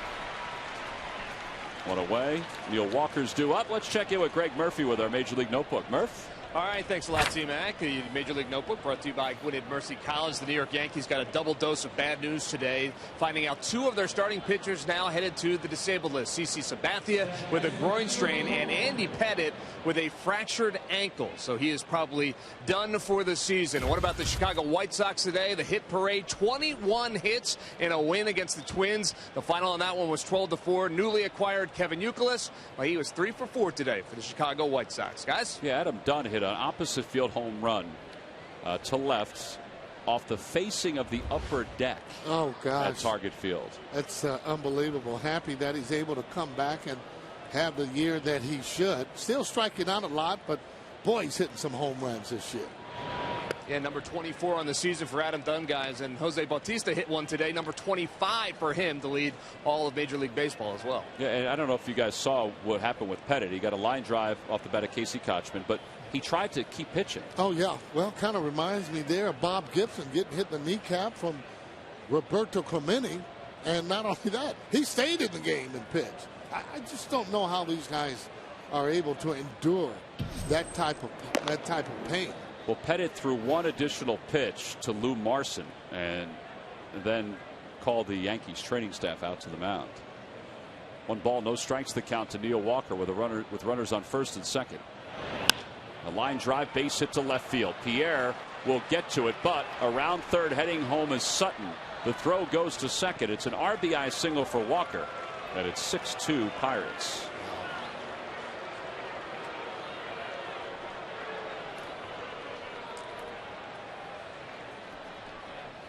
Well, it's already 7 hits now for Pittsburgh, 2 for Walker.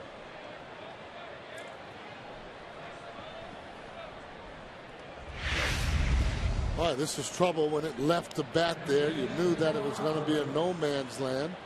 Pierre doing a good job in getting that ball in just to keep that double play in order. Sutton crossing there as he's going right in your pitcher. McCutcheon all the way from first base, low flying. He's on third. The Phillies double play depth with Alvarez up. It's 0-1 to Alvarez. He's 0 for 2. He struck out looking, grounded out to second. Well, he made a pretty good pitch there on Walker, but again, not able to get sync on the ball. Hitters aren't going to be hitting a lot of ground balls. It's a good pitch. That's where you got to be able to keep that ball.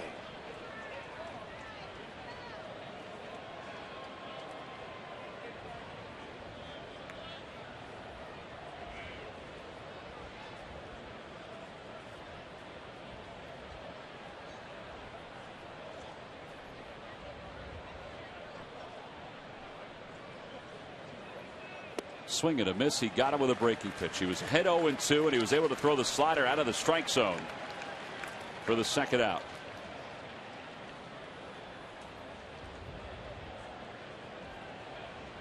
Still manageable. I mean, they'll be able to score some more runs. Donald doesn't have his good stuff, but can't keep giving up runs. Well, Charlie's heading out. This is going to be a double switch, so he's going to bring Schwimmer in. He's going to take Wigginton out. Hector Luna is going to come on to play first base, so he'll bat 9th. And Schwimmer will bat in the 7 spot. So Charlie's going to make a double switch here. 53 pitches for Joe Savory. With the right-hander due up, he figured he would go with the right-handed Schwimmer here at the top of the 5th inning with 2 outs. So the third pitch.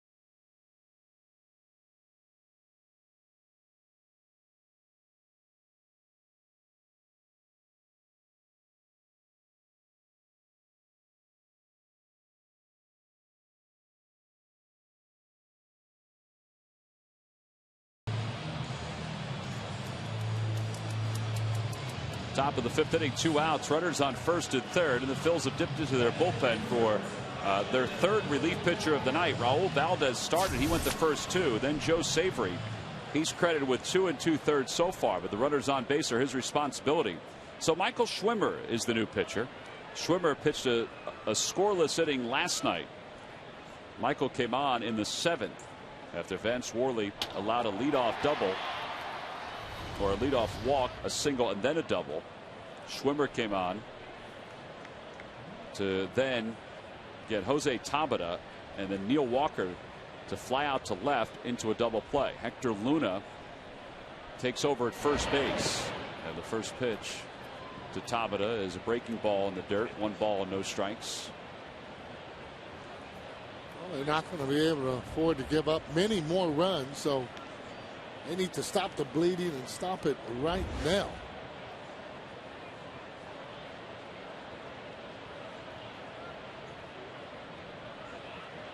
Tabata hit a hard ground ball right back to the box last night, and Schwimmer was able to make the play.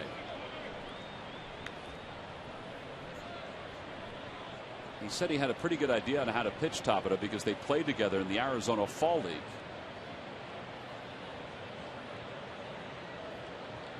Two and 0 the count. Up high, 3-0. Yeah, maybe seeing other pitchers pitch against them, but the game plan, which he didn't want to give it up, he said he ended up making his pitches, which was a sinker, I guess, and that's the ball that he hit. So obviously they were telling him to keep the ball down. Good pitch. That's part of what Charlie Manuel talked about last night after the game. He gave Schwimmer credit for getting out of the inning. He said, I still would like to see him have more of a downward plane and keep the ball down at the knees or below the knees on a consistent basis.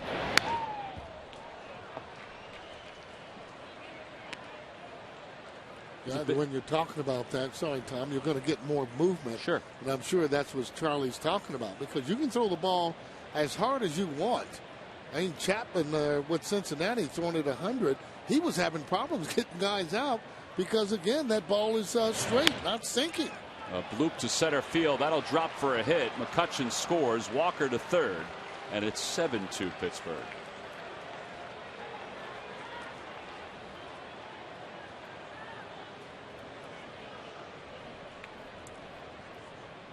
Well, he got him out last night. He was unable to get him out here tonight. And that's the 8th hit now for the Pirates. Well, we picked on a breaking ball, 3-2 breaking ball, and Tabitha just kind of fighting the ball off as it fell into center field. McHenry's hit a 3-run home run. He's also been intentionally walked.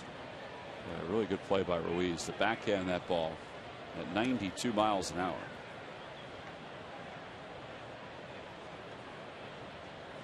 Well, every time you come in, every situation is a little bit different than most.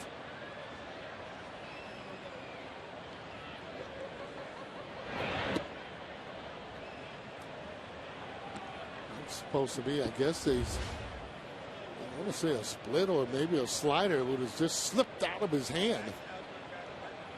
And again, he's starting to get in those predictable counts where the hitter will sit back, look for the fastball. Good pitch. He came back with the slider. Got to be able to do that on this level. Behind in the count, be able to throw an off-speed pitch, anyone that you feel comfortable with.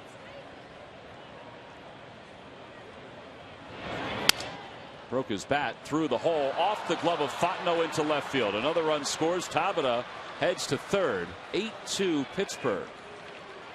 Well, the way Michael McHenry has swung the bat in this series, everything he's hitting, doesn't matter how hard, how soft, is finding a hole. Well, you got to give him a little credit on that, Michael Schwimmer. I mean, he made a good pitch. McHenry just up to the task as he ended up getting that bat through. Didn't hit it hard. Now, he got that right on his hands there. But you can see in that dive attempt there with Fontenot, he's not able to corral it. Walker coming in your pitcher. They just keep bleeding these hits in. James McDonald had a hit his last time up, and he fouls the first pitch back. It's 0-1. That's a pretty healthy swing right there. These are one of these games. So one of the pitchers, if it continues like that, will have to take the bullet because you don't want to go through and use everybody up and burn that bullpen up.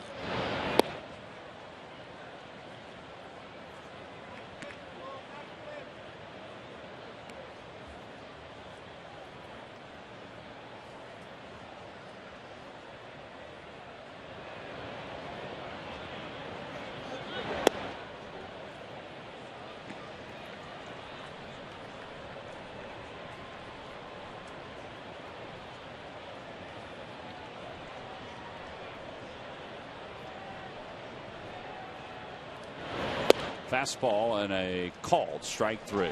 That wraps up the 5th inning, but the Pirates do score 3 runs. All 3 runs charged to the line of Joe Savory. Middle of the 5th. It's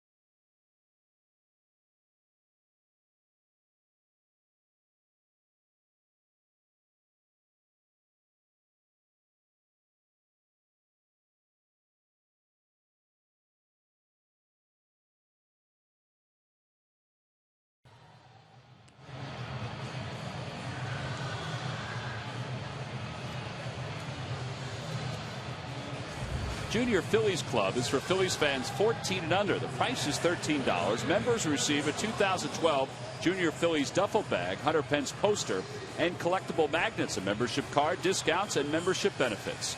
To register, go to Phillies.com/Junior Phillies Club. It's presented by Powerade.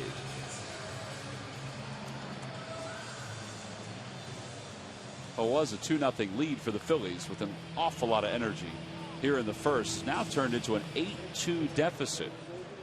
As we start the home 5th, it'll be Fontenot Luna at the top of the order against James McDonald.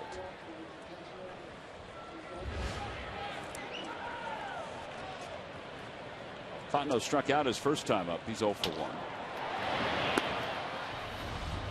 Last year, McDonald threw 7 innings in a game 1 time, Sarge. Right, and one of the reasons that he hadn't been able to go more innings there, Tom, is because of that control. This year, he's thrown 7 innings or more 6 times. Better control this year, not walking as many batters, a little bit more confidence.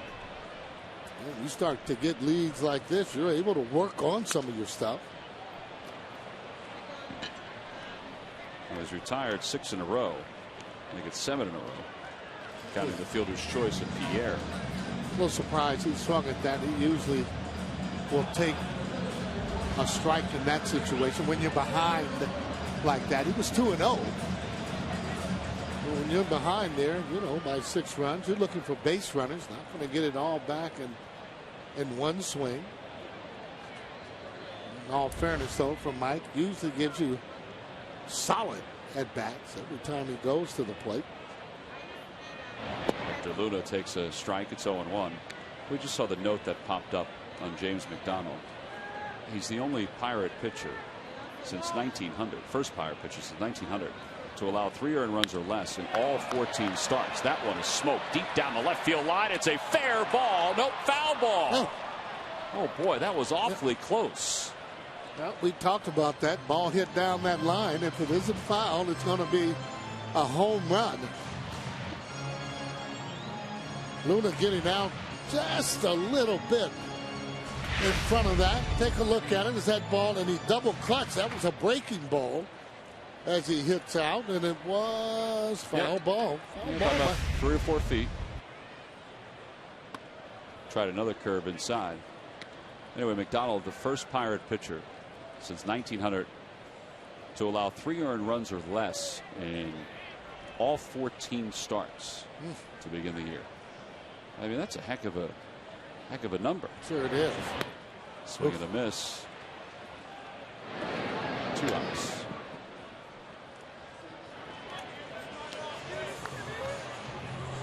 Now he has mentioned that Ray Searage, the pitching coach, Rod Barajas, and mostly A.J. Burnett, tomorrow's starter, have had the biggest influence on him. This is a guy who's been a big league pitcher since he was with the Dodgers. Yeah. And it finally took this year, and maybe it's that he's more in tune, he's a little older, more mature. Yeah, and then having again a pitcher like A.J. that comes there from the Yankees, and you knew he was going to probably do halfway decent simply because he's not in that huge market, not scrutinized anywhere near that way it would be in Pittsburgh. I mean, heck, you're in Pittsburgh, you don't have the sports writers covering you like you do in New York. And he's been almost lights out since getting back.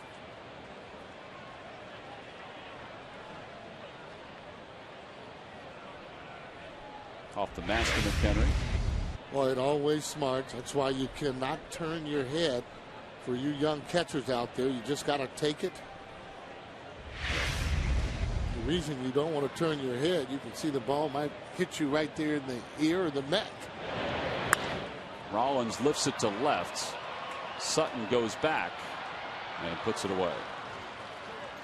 McDonald with his second straight 1-2-3 inning. Phillies go down in order. He's retired 9 in a row. And we go to the 6th inning here in Philadelphia with the Pirates on top 8-2.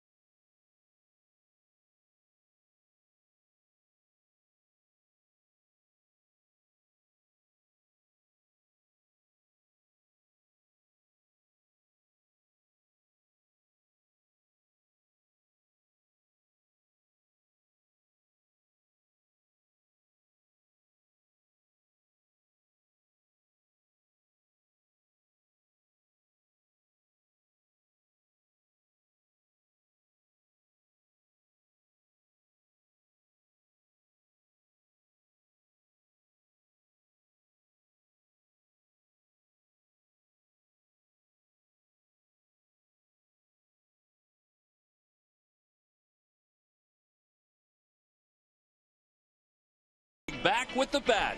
After a slow, struggling start during April and May, Jimmy started to heat up as summer arrived. The kickstart at the top of the lineup the Phillies have enjoyed for so long returned in June, and the leadoff hitter's bat once again began to deliver with consistency. As J-Roll goes, so go the Phillies. And his turnaround is brought to you by Independence Blue Cross. Now more than ever, we're here for you every step of the way. Well, the double play combination is back in action for the first time this year. Our Philly of the week, Jimmy Rollins. Chase Utley got off on a good note with a home run in his first at bat. That home run, Ruiz's home run, really the highlights of tonight's game, because after taking a 2-0 lead, the Phillies have allowed 8 unanswered runs.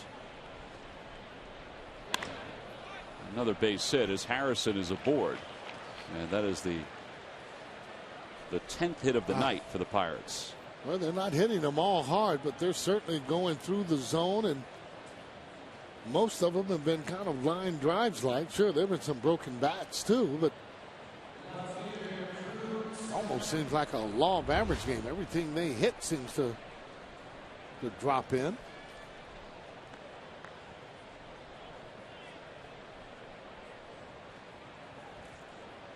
Sutton's 0 for 2. He walked and scored his last time up. Rollins backhands, flips to second, not in time. Heck of a play to get to that ball. I got to tell you, these guys hustle as good as any team that we've seen this year. No, that's a play that you want to make that shortstop, go on and throw that ball to first base. And that's exactly what he did by hustling, getting there, and ball hitting the hole. That's what you want to see your teammates do. Now check it out. He gets a good jump. He knows he's going to come to second there, and he gets down. And he did. He beat the throw. Sure hustle right there. Ruiz walks out to talk to Schwimmer with Andrew McCutchen up. McCutchen is 1 for 3.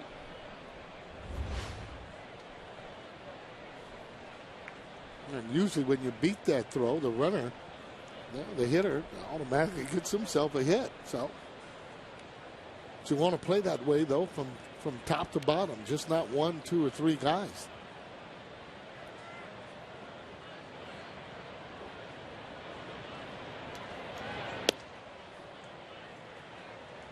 Good sharp break on that slider.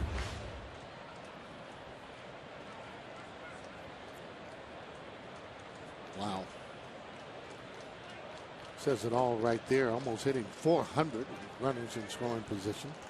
That and the fact that his on-base percentage is over 400 too. Late on a fastball, 0-2.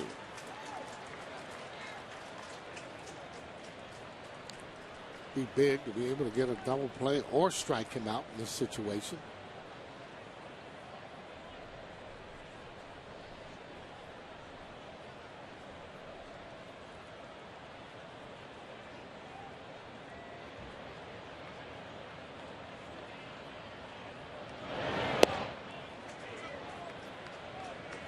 Every hitter that you look at does something to get themselves ready in a loading position to get ready to hit the ball. And you can see how he puts that ball right there on his shoulder. But when he gets ready to hit, he's going to get ready and get right and be more conventional, even though he struck out. Good pitch there by Schwimmer. That's a very good pitch by Michael Schwimmer for the first down. See, when you get ahead of hitters, you can expand the zone and get hitters to swing at balls they normally wouldn't swing at. And take a look at it. He thinks this is a fastball. Look at that pitch there as it just sinks right out of the hitting zone. It's kind of like the way Savory pitched Pedro Alvarez an inning ago. He got ahead 0-2 and then threw the slider, and he was no match for it. Yeah, and what you want, though, you want him to be able to do this without getting himself into trouble, from the very first hitter, even though hasn't really pitched bad, but that's the key to pitching. You get ahead on the hitters and you can get them out quite a bit. Vice versa, the hitter gets ahead, he has a better chance of getting a hit or hitting the ball hard.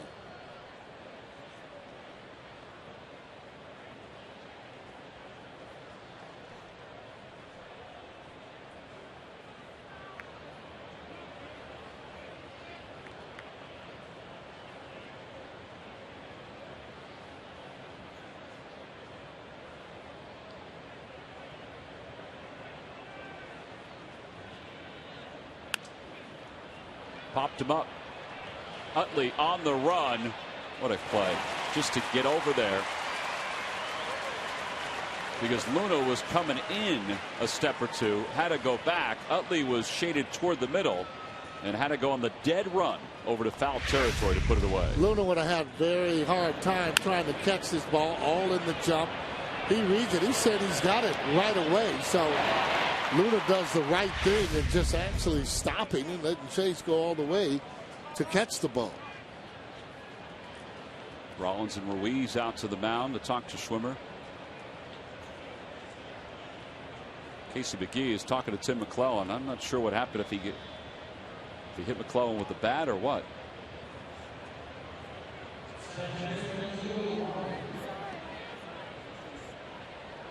Wasn't heated. It was just a general conversation. Well, he told him to take a look at the ball, and McClellan did he? Yep.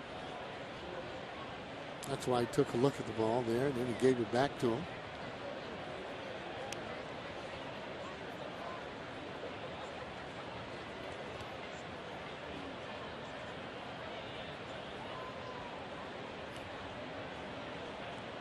Walker's 2 for 2 with 3 runs scored. He also has an RBI tonight.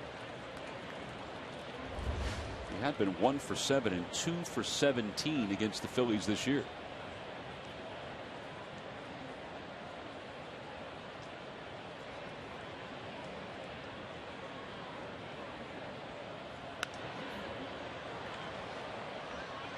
Here's what we're talking about. He's ahead 0-2, so he has a chance to throw a pitch out of the strike zone.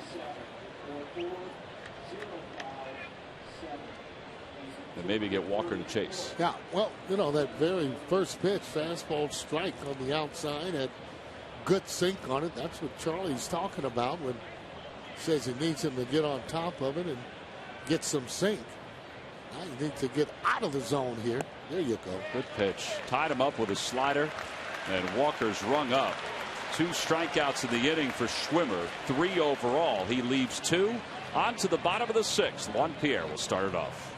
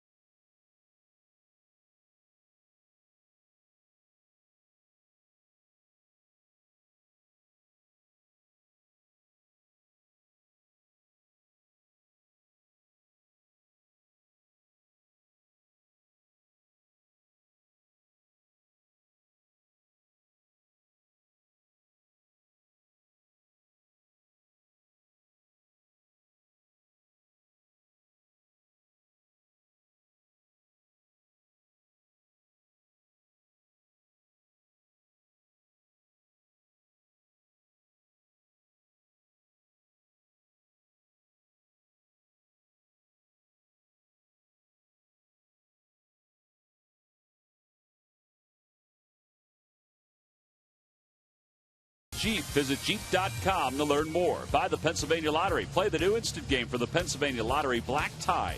Must be 18 years or older to play. Please play responsibly. And buy Chevrolet. See your local Chevy dealer or visit ChevyDealer.com. Last of the 6th. Phil's down 6.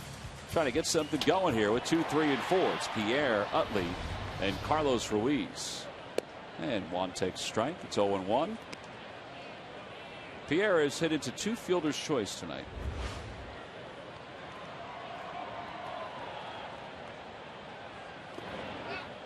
He may have gone on that one. Tim McClellan says yes, 0-2. A little anxious. Well, a lot of times you're not hitting the ball the way you should. You become anxious instead of the opposite way and have a little bit more patience. Get a good strike and swing at it. He lines that one right to McGee for the first out. So 10 in a row retired by McDonald. And here comes Chase.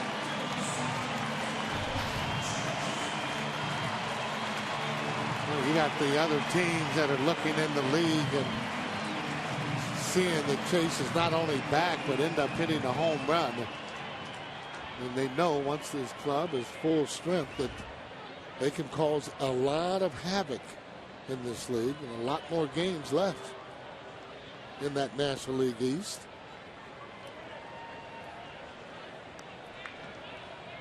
Well, this is game number 77 on the year. So not even at the halfway point. Talked about how things can change, how last year at this point the Pirates were above 500. And at the All-Star break, they were still one of the best stories in the league at 46 and 43. And then after the break, they were 26 and 47. Yeah.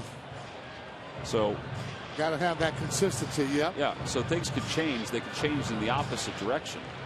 Well, it sure can. I mean, this is a very humbling game. You see all the Utley wear out there from T-shirts. A lot of fans Chase has. You can see it all over the ballpark. Number 26, Utley. Utley all over the place.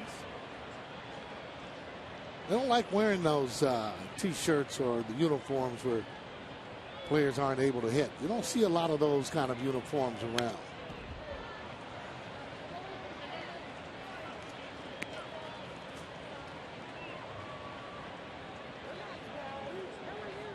I don't know. Wilson Valdez probably had some shirts last year. Where?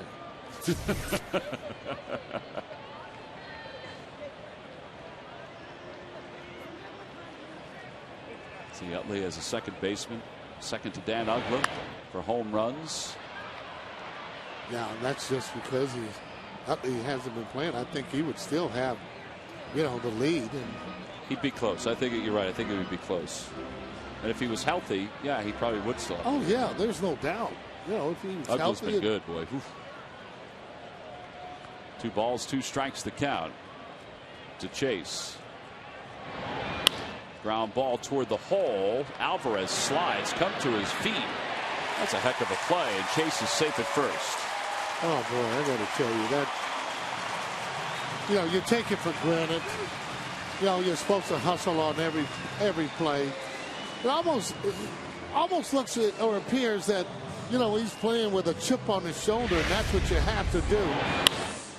Look at this. I mean, he never gives up. Doesn't really look over at all, and just keeps on going. And what that does, that puts pressure on the opposition.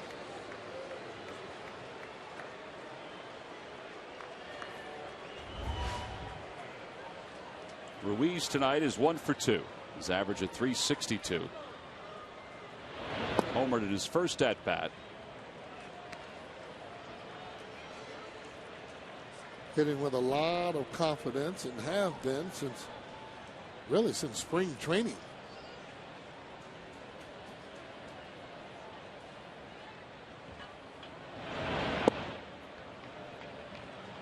He lets that one go by. It was a 79-mile-an-hour slider. Carlos, National League leader at 362, major league leader. McCutchen is in the top 5 in hitting. Ground ball softly hit to short. Harrison goes to second for 1. And the relay not in time. Ruiz beats it.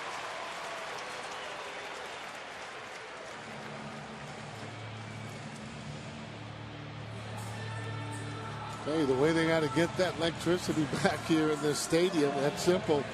You got to score some runs. I mean, they get loud for sure here, as loud as any place, I think, in the league.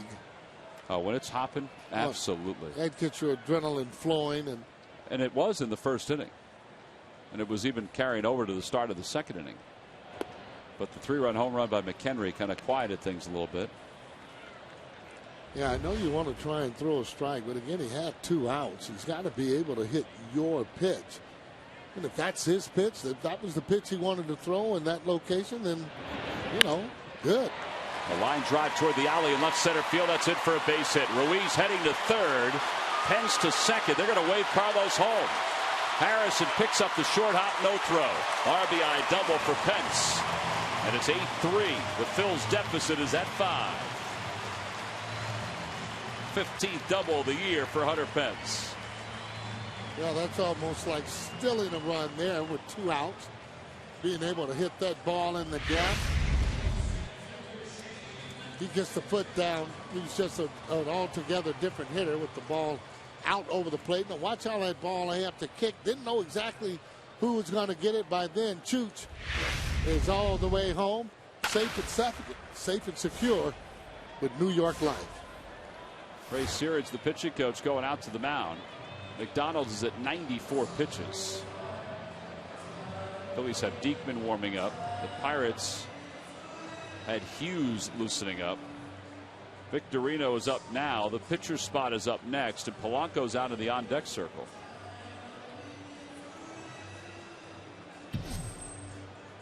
Fans are reminded to please bring canned food items to the game tomorrow or to the AT&T station in an effort to help feed families in need. The food drive will benefit Phil Abundance and is part of the Phillies and Citizens Bank's Fans Feeding Families initiative. Please go to Phillies.com/feeding families for more info on how to help this great cause. Fans Feeding Families initiative is part of the Halliday Family Foundation. As Victorino fouls it away, Roy and his wife Brandy and the two boys. They helped start that initiative last year. It was very successful. And they're picking it up again this year. Well, we've talked about it before. They do a lot of charity work. Roy and a lot of the other players, and they support each other.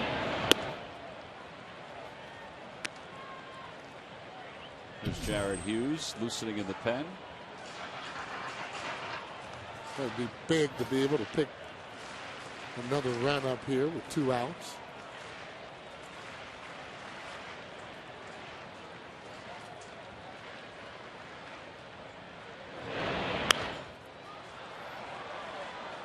Eric Kratz has his helmet on. You know, they may wind up using him as a pinch hitter depending on what happens with Victorino. If he reaches base and let's say Penn scores, we get a little more pop.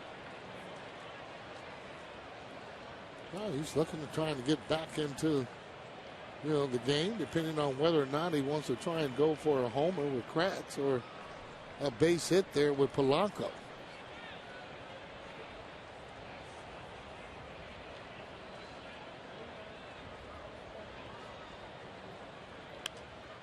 Victorino fouls it away again.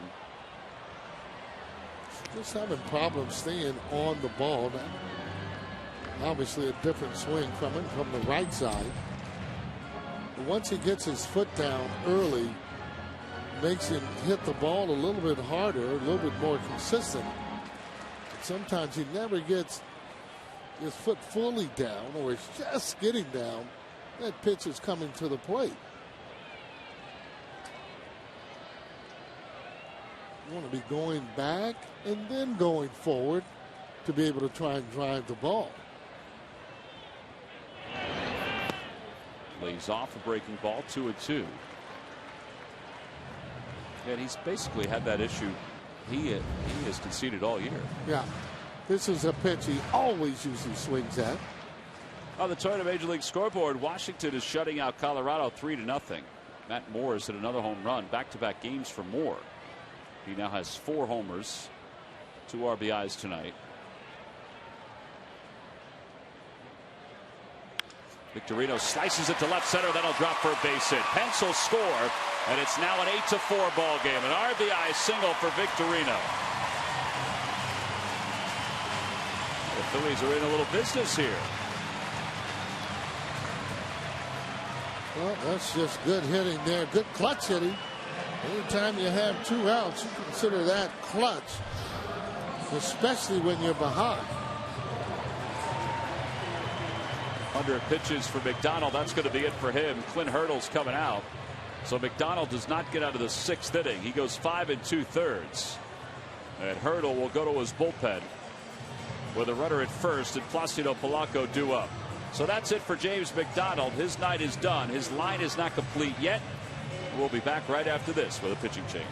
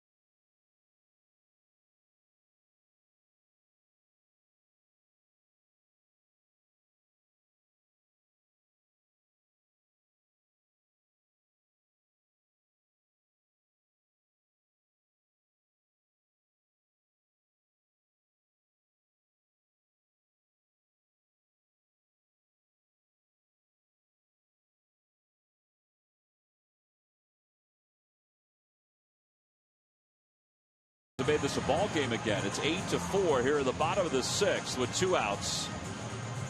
Jared Hughes, the new pitcher for the Pirates. He'll take over for James McDonald. Hughes 2-0 with 2.17 earned run average. 30th ball game for him. So McDonald off the complete game against the Twins, in which the Pirates won 9-1. So then he goes 5 2/3. He throws 100 pitches. And Polanco is up with Victorino at first. Yeah, I thought McDonald very beatable tonight. Oh, he ended up getting a big lead. See, he didn't have his exceptional stuff the way that he's had. First time this year that he's allowed more than 3 earned runs in a game. This is a situation here for me that I got to let Polanco go on and hit. Don't want to take a chance. I mean, if I'm running, I got to make sure I'm almost there standing up. There he goes. Pitches inside. McHenry's throw not in time. So Victorino has swiped his 19th bag of the year. Well, he showed that with no problem at all. Take a look at it. Oh, he got an excellent jump there, and the pitch was inside. No chance at all to get him. There it is again as he gets down there. Only other National League team that has 2 teammates, in the top 10 are the Cubs. Campana and Castro. Victorino and Pierre are in the top 10. That's a strike to Polanco, 2-1. And without a doubt, Shane, if he was getting on more, you know he'd have more stolen bases. He'd been in somewhat of a slump, not being able to get on 2 or 3 times during the course of the game.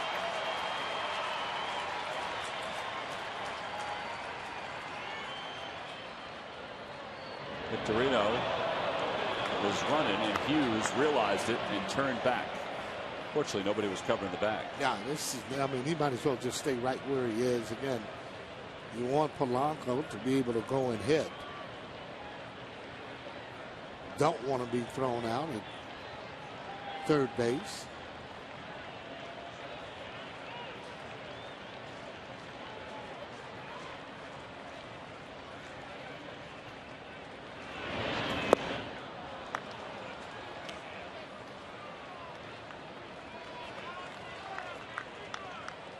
Polanco on the year, 282 hitter.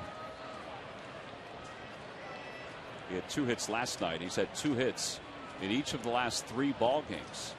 Up here is a pinch hitter for the pitcher's spot. Well, he's looking for a hit right here if he can.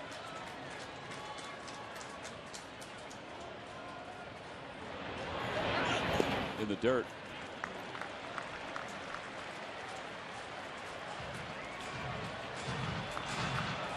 They said that ball was 95. That's 95 with hard sink. That's difficult to hit.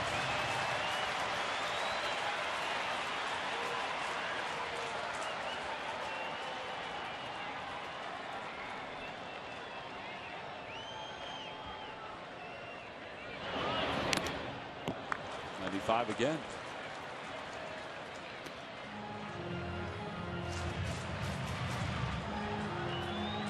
Ball was coming in on Polanco. I'll go with 3-2. That's not a pitch you want to take. So if it's close, you might want to be swinging.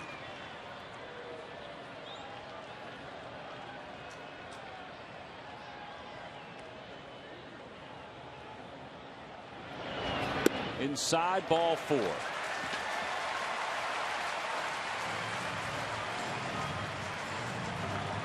Fontenot will get a chance to bat against the right-hander. Tony Watson warming up in the bullpen for the Pirates.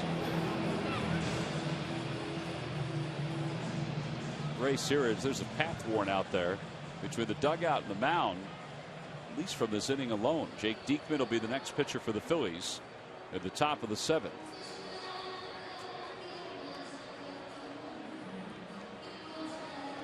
You have Fontenot, then you have Hector Luna before the top of the order.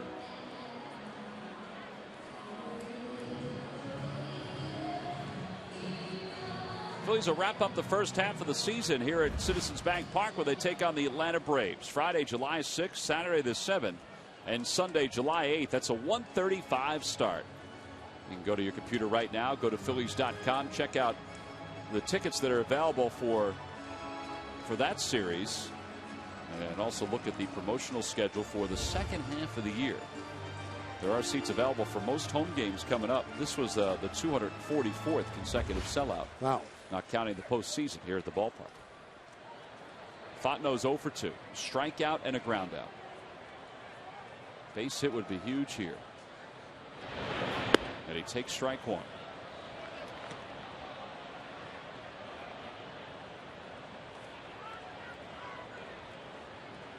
Polanco not being held on at first.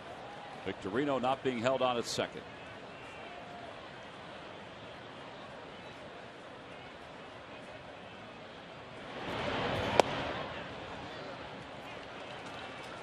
Kind of like that in a way, therefore they can just hit a even better job, better secondary.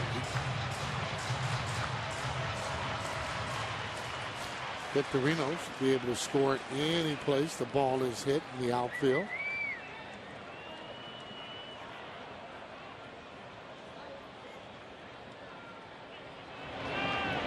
Back to the box, and Hughes makes the play. Runs halfway to first. Phillies leave a couple. They do score 2 to get back within reach. We've played 6 innings here in Philadelphia. It's the Pirates 8 and the Phillies 4.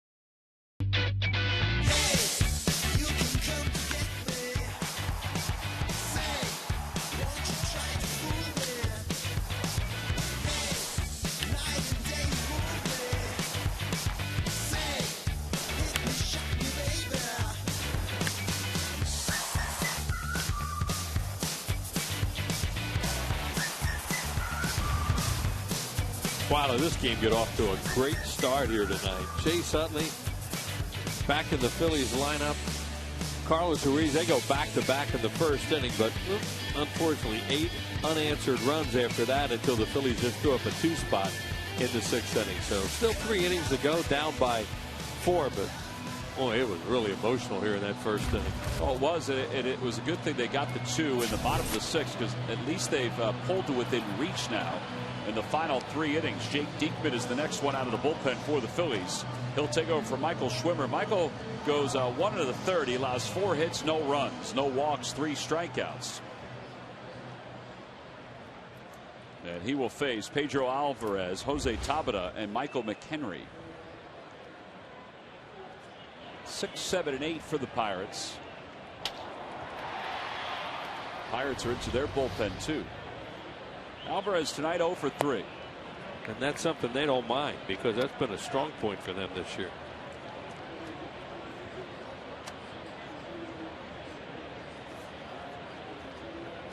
And in fact, the back of their bullpen has been very good. Jason Grilly, Joel Hanrahan, the Hughes kid who we just saw in the bottom of the 6th inning. Yeah, now they have it set up to go to the back of the bullpen and see if the Phillies can put a little hurting on them, because they've been really good this year, have the Pirates.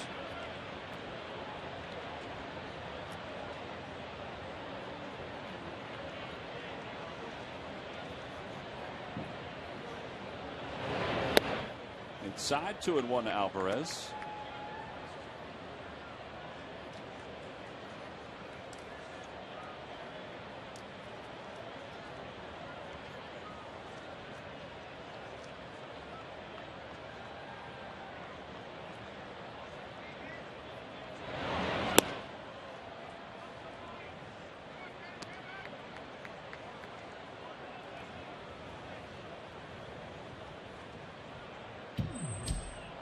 Tabata waits on deck.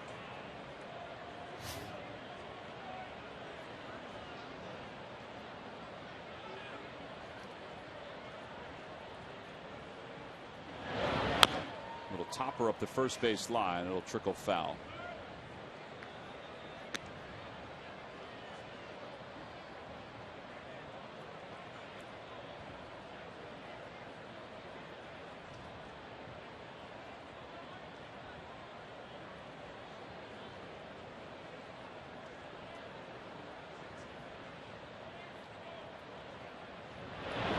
Swing and a miss. Alvarez struck out for the 3rd time tonight, and it's the 8th time in this series.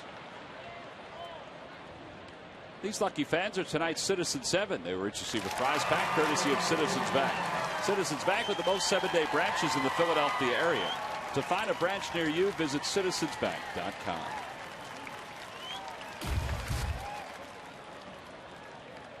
With one away, Jose Tabata, the hitter. He has a couple hits tonight. In fact, the Pirates have 11 hits overall.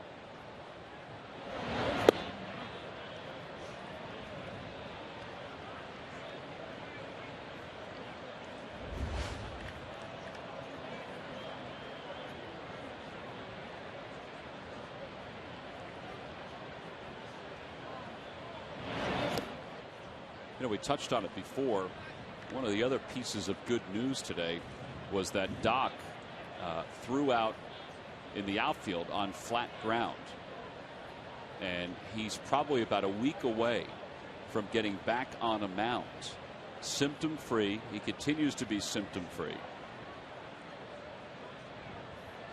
and all signs point to his return probably sooner rather than later.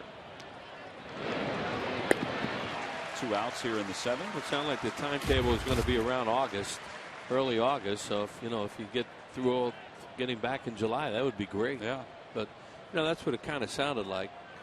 It would be right around August 1st, somewhere in that area. There he is throwing in the outfield on the flat ground. Yeah, basically 60 feet 6 inches today on flat ground, and that's the next step. Probably do it again as the next week moves on, and then within a week he'll be out on the bullpen.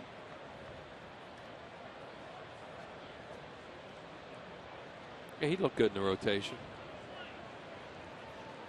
Here's McHenry, who has 2 hits and 4 RBIs, a career high in tonight's ball game. See that very often. A strike that hit off the glove and rolled away. Yeah. With that guy behind the plate, Carlos Ruiz.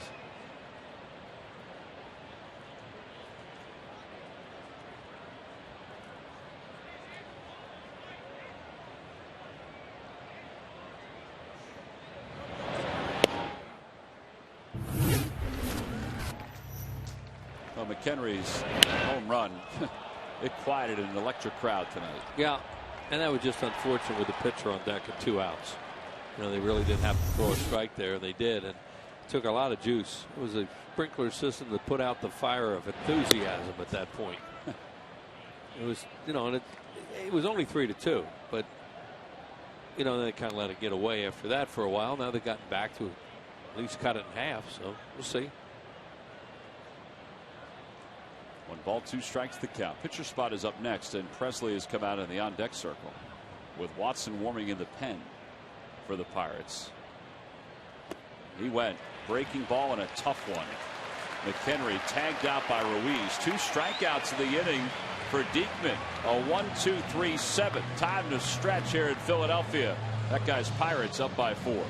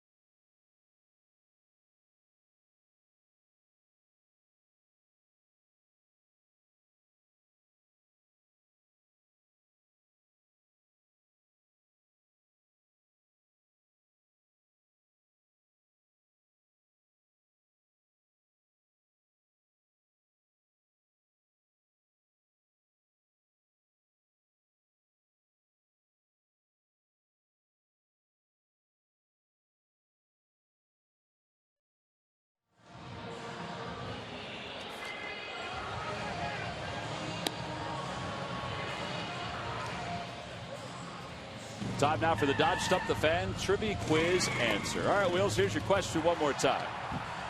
Can you name the guy who holds the Phillies single season record for triples by a second baseman? Can't imagine it'd be anybody but Juan Samuel. I thought you said Chase Utley before. I was only kidding. Juan Samuel is correct. 19 in 1984. Yeah, he just didn't stop at second. Sammy hit a ball towards right center field. It's a triple. He loved those gaps. Oh, he could run. Clint Barmas takes over at shortstop for the Pirates as Hughes goes back to work here at the bottom of the 7th inning. And he'll face Hector Luna, who's 0 for 1. And then the top of the order for the Phillies. This guy got a serious sinker. Saw it in his first outing here the other night. And he throws it in the mid-90s, and it really dies. It looks like that pitch Qualls has when Chad Qualls is really on with his heavy, hard sinker ball. Like that. Alvarez bobbles, and Luna will be safe at first. That'll be an E5. That's good. That's a start. Never know.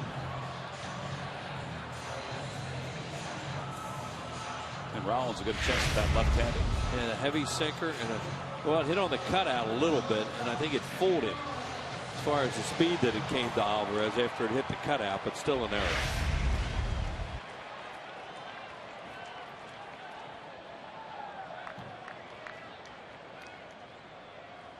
Jimmy 1 for 2. He walked his first time up, singled in the 3rd, flied out to left his last time. All of that was part of the first few innings of this game. At least his first 2 at bats, and the Phils looked like they had something rolling offensively.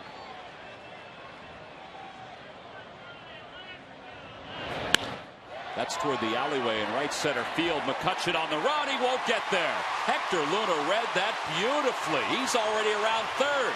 Rollins going to 3rd. He'll get there sliding. It's an RBI triple, and it's an 8-5 ball game.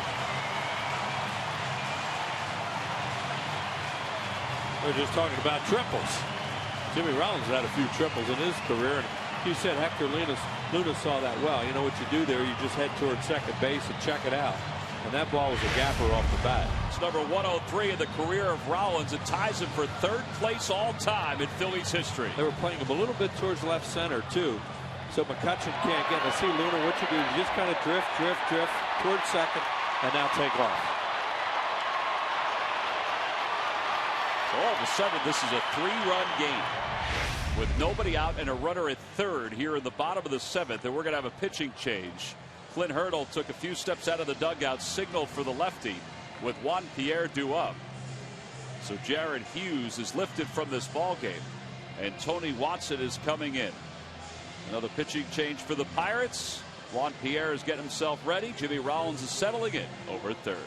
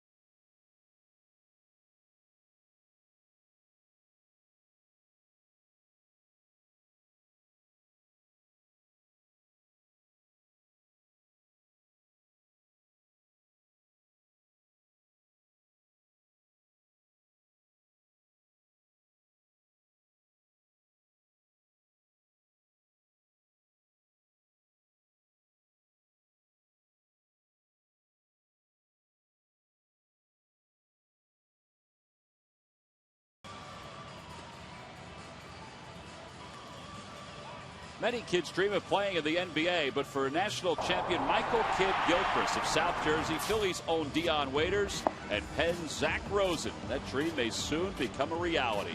Watch Philly Draft Dreams presented by CarSense tonight at 10:30, only on Comcast Sportsnet.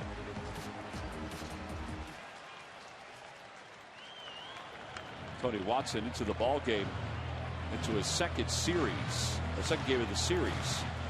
Faced Juan Pierre with Rollins over at third. Yeah, he pitched 1 inning last night. Strike out in a double play ball. 4-0 on the year, a 3.33 earned run average. Numbers are a lot better against right-handed batters. Well, he's got Pierre and then Utley, 2 lefties. Pierre shows bunt, takes low, 1 ball, no strikes. Never know, the Phillies could put together a safety squeeze, all depending on where Pierre bunts the ball with Rollins over at third. Right, down by 3 runs. If he bunts the ball, he's bunting for a base hit, and then Jimmy just reads whatever happens. Nobody out, you got to really be careful.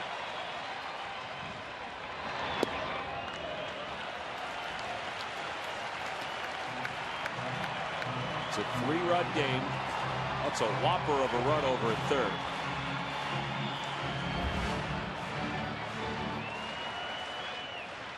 Part of the success of the Pirates bullpen, which is the second best statistically in the National League. Outside, 3-0. He's taking 1 here, maybe 2. Chase is on deck. Takes his first lefty. And Hurdle's getting that look like this is kind of comfortable for a while. What's happening here?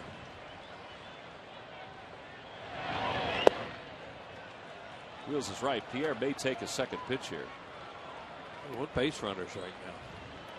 He's never been afraid of hitting with 2 strikes. Right, because he's such a contact type hitter.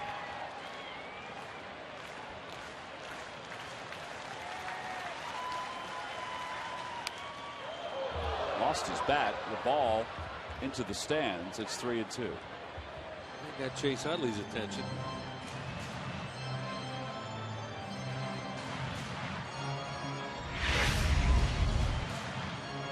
I don't know if that was a strike or not either. There goes helicoptering right towards the on decks area where Utley's standing. Hit the screen.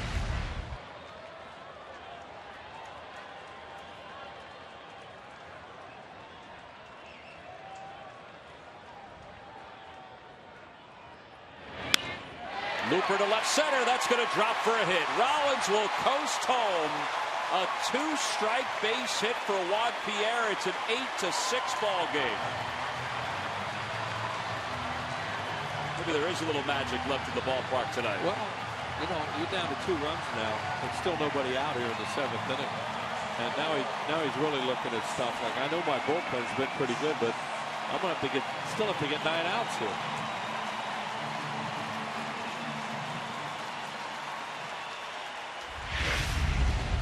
Here it is. It's a strike, and he just hits it off the end of the bat, flares it into the outfield. Got the 3-2, got the hit.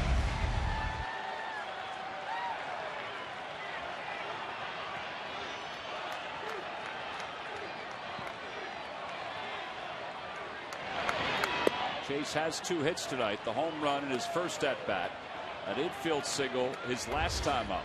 He also sent one back to the track in center as you see Juan Pierre picked up his 500th career RBI with that base hit.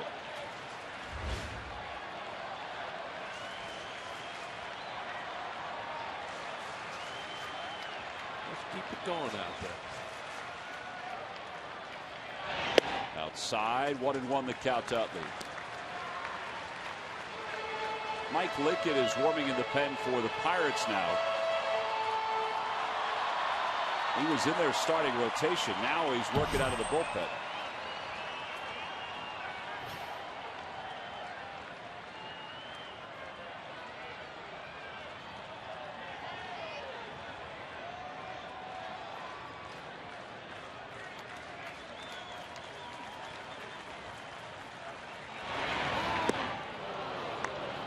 That's a really tough thing to do when you're just coming back after all this inactivity. Hit a hard slider from a left-handed pitcher. I mean, there's degrees of difficulty of everything. That's a real high degree right there.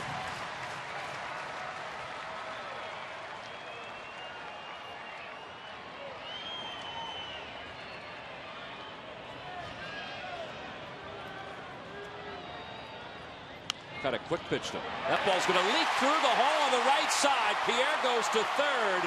What a mistake by Casey McGee not to go after that ball. The Phillies will take it. They have first and third with nobody out. You may have to make another pitching change. With Ruiz coming up. Yeah, what was Casey McGee thinking there? You know, you have to know where your second baseman is, and he's certainly not playing way over like that. They've been playing good defense too. It's another reason why they've won a lot. But watch, you know, your job is you bounce out, and he just, I don't know. I think he just froze. He did. That's what he looked like he did. You know, whether he could have gotten to it or not, I don't know. Ray Searage out to the mound again. You're not going to get to it by putting the brakes on and going back to first.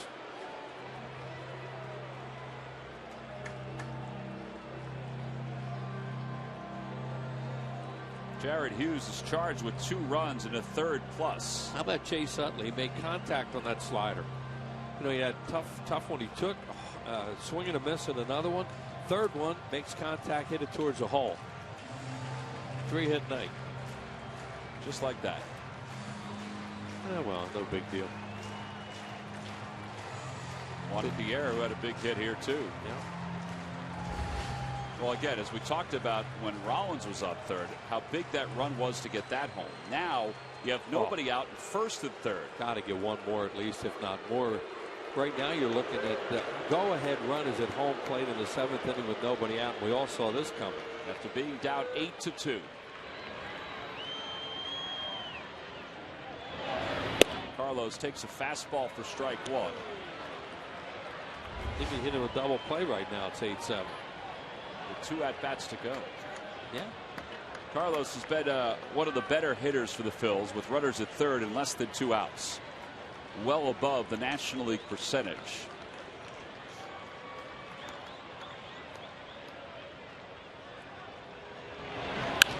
To right center field. Tabata didn't see it. It knocked down off his glove. Pierre will score. It's a 1-run game. He must have lost it in the lights. Yeah, that's what happened when they come out low like that. If you have that approach to it, normally it's in the lights and you're struck. He's really lucky he even knocked it down. That's a single and an RBI for Ruiz. It's an 8-7 ball game. Watch the way he approaches this and see if he doesn't lose it in the lights. Carlos hits it hard. It's going to get the run in, right? I don't know. Did he just misplant or did he leave it in the lights? He got really lucky at the end, though, when he dove out of the way, turns his head, and the ball hits his glove. Look at this. Hits his glove. Right on the heel, too. And the body's not in front of it. If that goes by him, oh, man, you got second and third at least. Well, it's been a revolving door out of the Pirates bullpen in this inning. Clint Hurdle out to the mound as the Phillies have scored 3 runs. Still nobody out. Runners on first and second. And Mike Lincoln is running in. So Tony Watson is lifted. Lincoln, the right-hander, will come on to face Hunter Pence. Phillies down by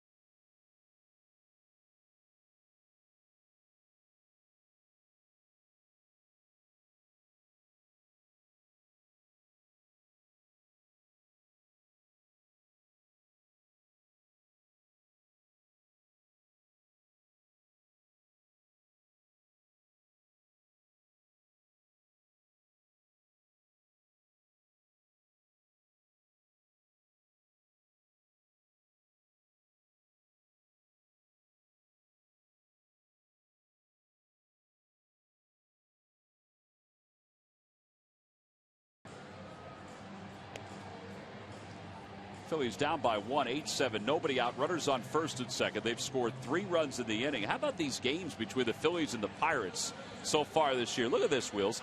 1-0, 2-1, 5-4 out in Pittsburgh. 8-3 in game 1. The Phils won here. And 5-4 yesterday. And now we've got another 1-run game. Yeah, that 5-4 out in Pittsburgh was a walk-off. That started the parade of those. This game was 8-2 and not looking real hot a little while ago. And to the Phillies' credit, they have really taken advantage of the Pirates making mistakes, and they have also hit some rockets. This inning began with an error by Pedro Alvarez. Yeah, just a kind of meaningless error. You think, here we go. You never know. Mike Luna against Mike Lincoln against Hunter Pence at the first pitch outside. The error on Alvarez was his 13th. Tabata was not charged with an error, but certainly had a ball that he could have caught off the bat of Ruiz. Casey McGee didn't go after a ground ball by Chase Utley, and the Phils are taking advantage of it.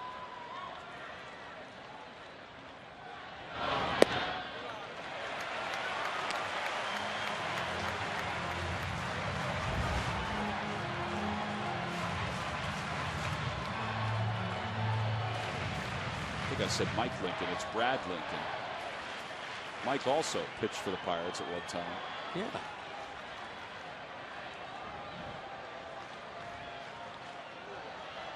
It's his first appearance in relief since the 1st of June.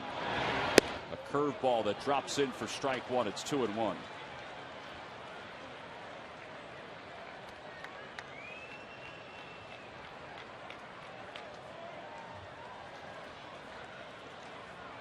Still a good hitter's count now for Hunter Pence. Yeah, I mean, a 2-0 breaking ball, and he drops it on you.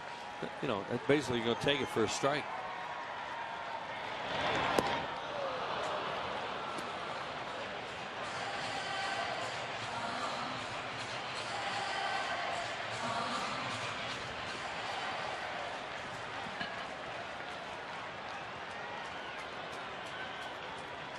Utley leads off second. Ruiz off first. It's 2-2 to Pence. Probably going to get another breaking ball here. Oh, yeah.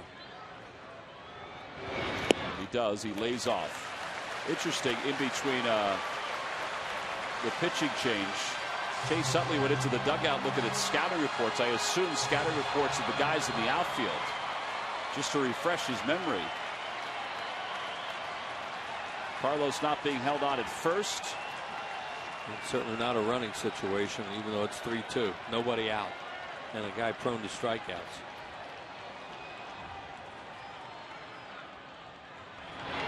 Fastball or slider, I should say.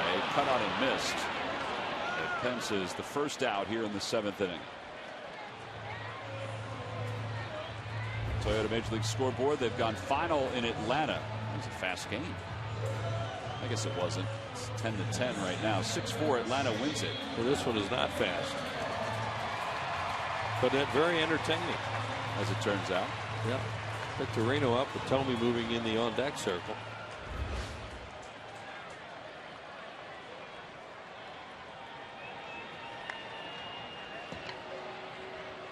Victorino, an RBI single his last time up. Little bloop to left center field. They'll take that again right here. Phillies down 6 at one point. Victorino hits it toward left center field. On the run is Sutton. He'll get there. And he makes the catch for the second out. It's one of those games where you just get it tied up.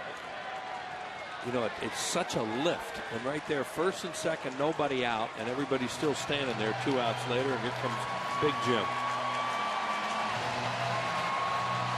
Fans came to their feet for Utley a handful of times. Now they come to their feet for Jim Tomey.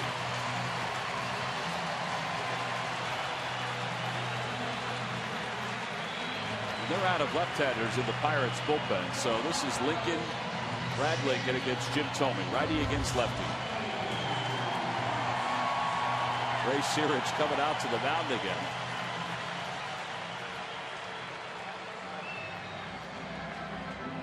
How about all these trips to the mound in this inning for the Pirates? Yeah, it's been a long inning. So far, so good. 3 runs in already, but you know, with 2 on and nobody out, you're thinking, man, they're going to get this game tied up here.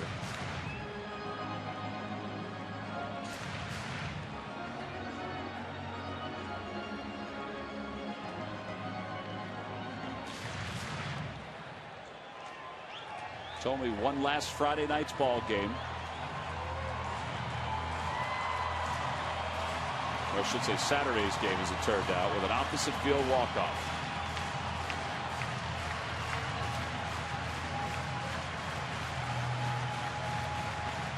With 2 away.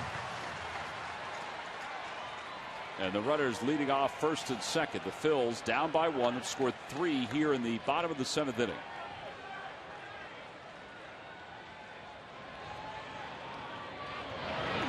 Tomey, and he takes strike 1, 0-1.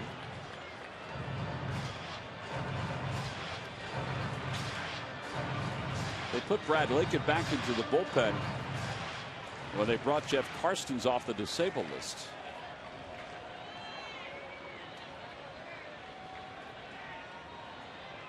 And 1 the count to Tomey. Threw him a breaking pitch for strike 2.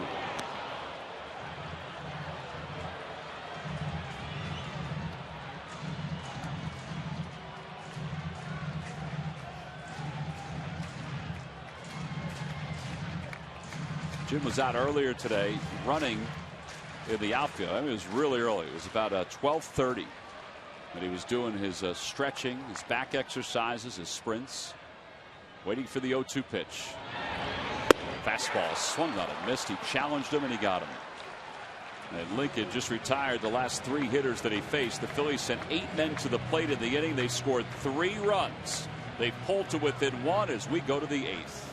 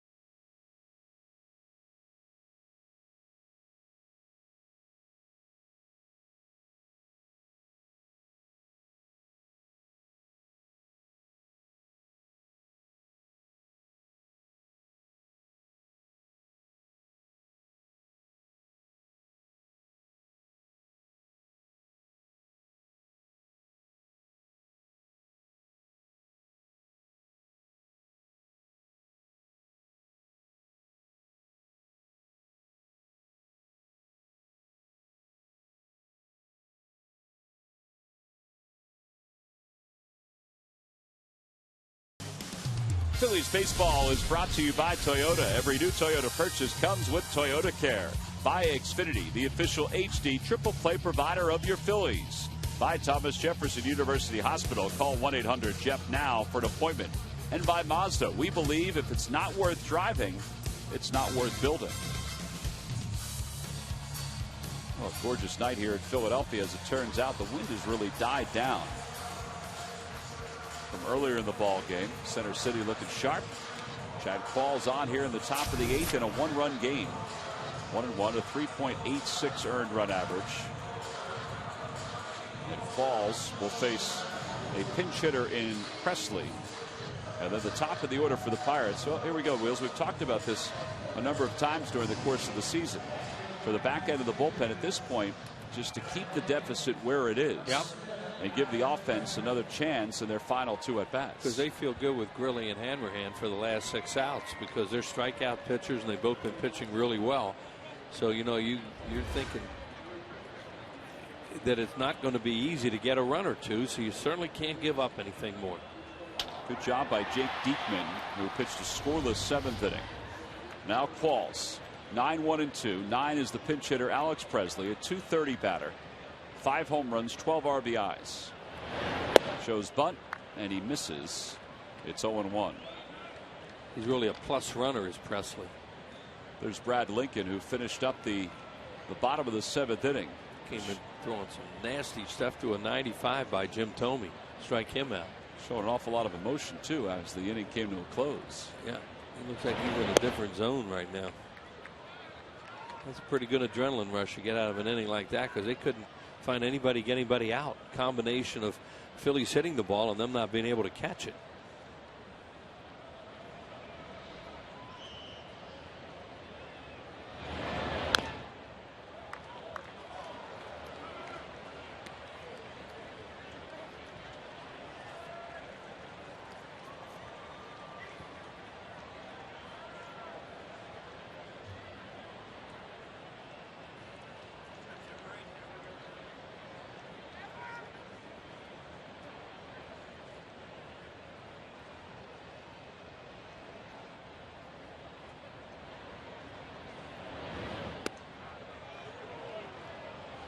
Two balls, 2 strikes the count. That slider just missed off the outer edge.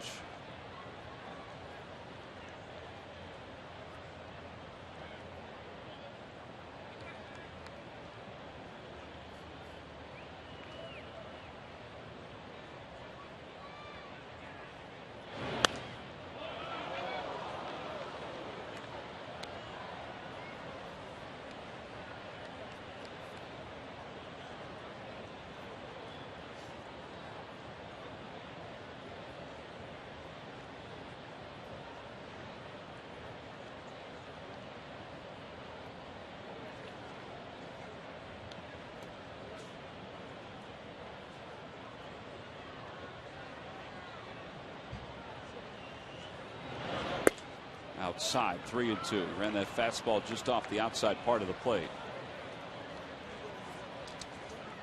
Barmes is on deck. He came on to play shortstop for the Pirates. So he's hitting in Josh Harrison's spot.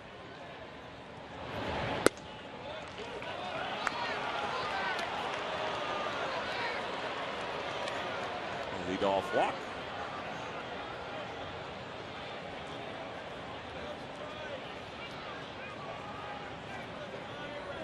You know, Clint Hurdle plays this now with the leadoff batter aboard and Barmes coming up to the plate. Hitting .202. He's 1 for 12 against Qualls for his career. And Presley's a guy you got to watch too because he can run, maybe steal a bag. Another run would look really big for them. Presley has stolen 7 bases, been caught 7 times. Carlos, as we mentioned yesterday, has thrown out 32% of the runners who have tried to steal against him.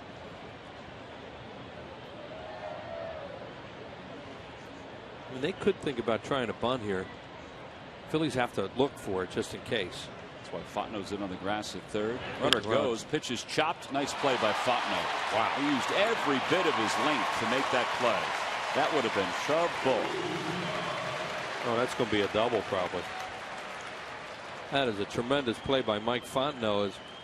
You know, you have to cheat for a bunt. So Clint Hurdle saying, I'm going to hit and run on the first pitch and see if I can make something happen. I've got two infielders in, one charging.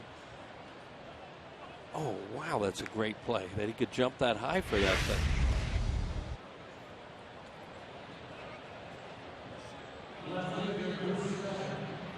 Drew Sutton has an infield hit tonight. He's also walked and scored a run. Fly to left, struck out swinging.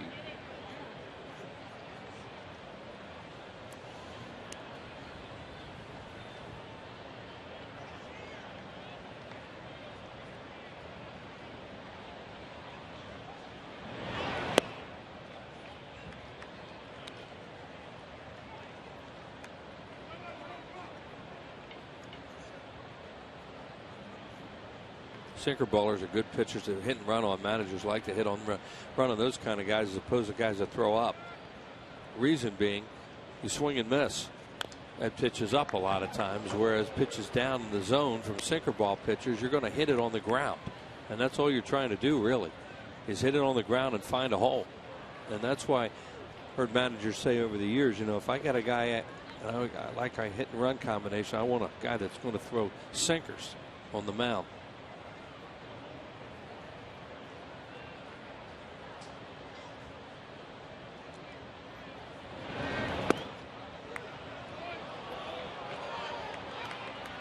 Just barely missing with some of these sinkers. Jason Grilli warming in the pen.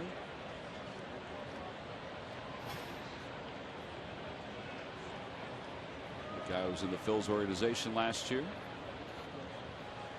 He's had a lot of arm trouble throughout his career, and he must be feeling pretty well right now because he's got some bullets. Carlos caught that ball, looked a little awkwardly. Ball really sunk on him. It did. Or was it, unless it moved. Was it a breaking ball? It was a slider. Yeah, it almost looked like it I don't know, they got crossed up. It almost looked like it fooled him.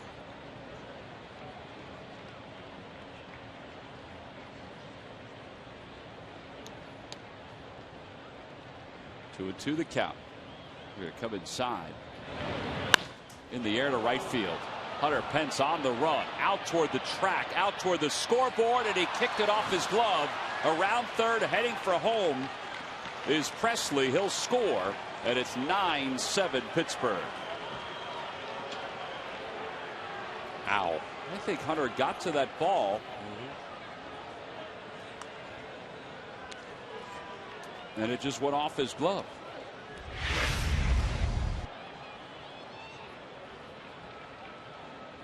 Yeah, it went off his glove. Did he just miss it? It must have just went right past his glove. Right? Yep, right past his glove. He never touches and it hits the base of the scoreboard. Nice job by Shane Victorino backing up there. That's an RBI double for Sutton. Fell behind him and then threw a high sinker. Andrew McCutchen, who has a base hit tonight and a run scored.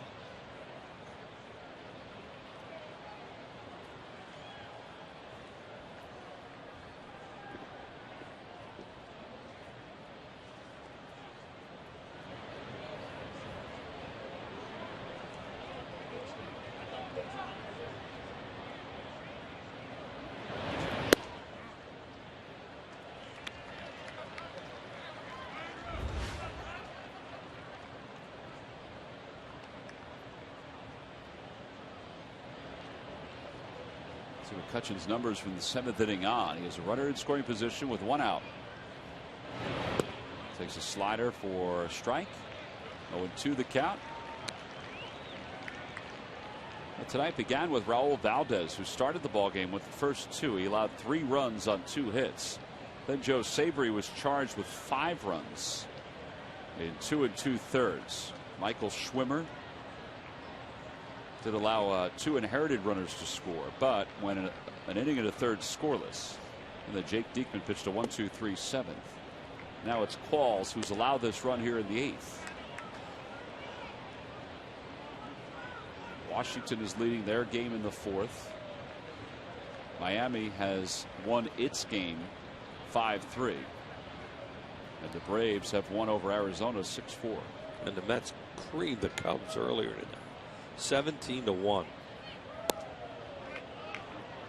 So the whole division's winning. Unfortunately, except here. It's 2 balls and 2 strikes now to Andrew McCutchen.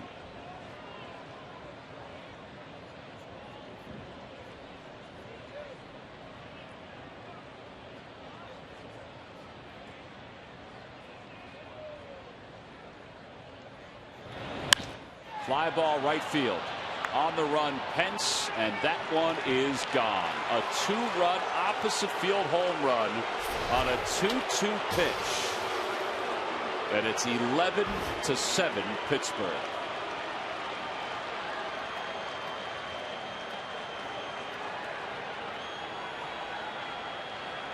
#14th home run of the year for Andrew McCutchen. Looks like a high sinker, and this kid's really strong.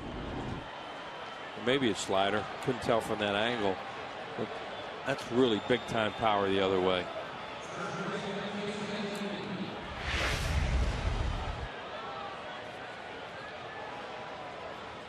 Well, what was a 1-run lead is now a 4-run lead. And Casey McGee will come up. Yeah, we talked about giving up 1 would be a problem, let alone 3. And unfortunately, it has been one of the issues that the Phillies have faced this year.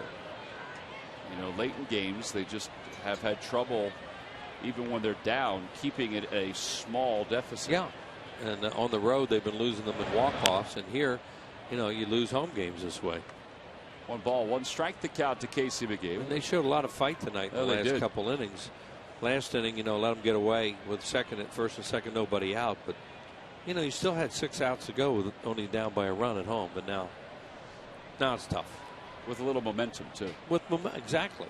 Especially if you could have gotten it tied up. Here's Ryan off to Lakewood to start his rehab tomorrow. Good luck to him. Fly ball left field. Pierre goes back. Does he have room? He does. Right at the wall, he makes the catch. Well, they're hitting some long ones here in this inning. That'll be the 2nd out.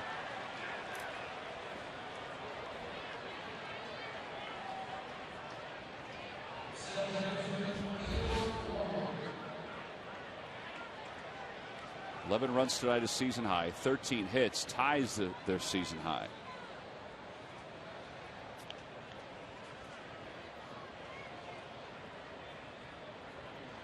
They still have 1 at-bat to go.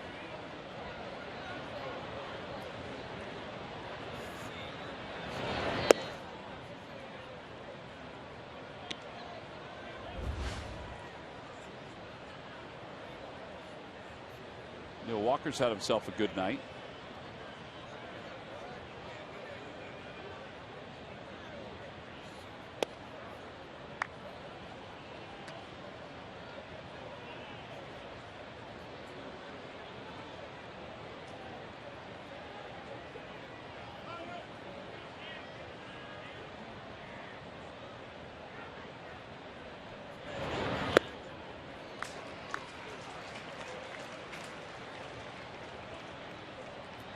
The Phillies bottom of the 8th. It'll be Fontenot, Luna, and then the top of the order.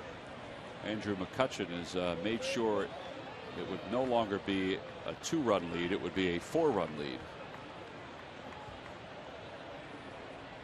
He doesn't show much emotion, but he was showing a tense face, Clint Hurdle, after the way that the bottom of the 7th unfolded. You could feel it slipping away a little bit, and you know, they couldn't stop it. And then Lincoln came in. Lincoln's a guy that they'll look back on in this game and say he saved the game for us. He calmed it down. Just agreed with you. He just nodded yes.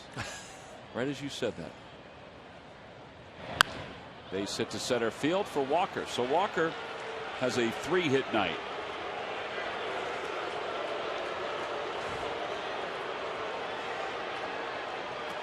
Comes Rich Doobie. There ain't nobody else warming up in the bullpen for the Phils. No, that's a lot. That's part of the message, probably. You got to get us through this.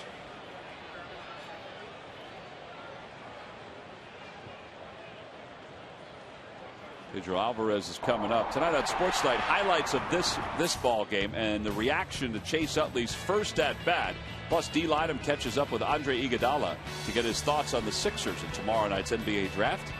Toyota Sports Night after Phillies postgame live only on Comcast Sports Night. Alvarez has struck out 3 times in the ballgame.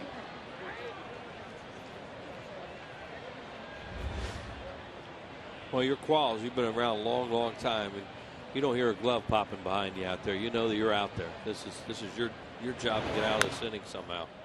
Not somehow. He only needs one more out.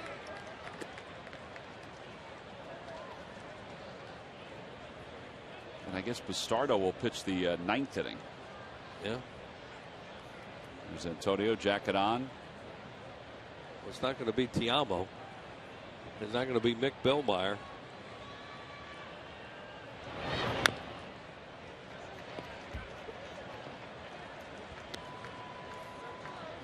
There's Mick talking to Jonathan Papelbon.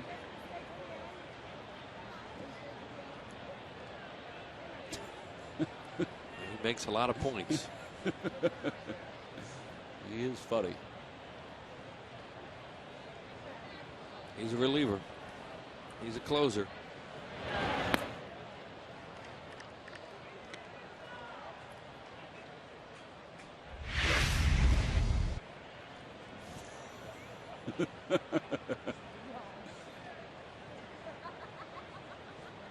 Nick is in agreement on everything.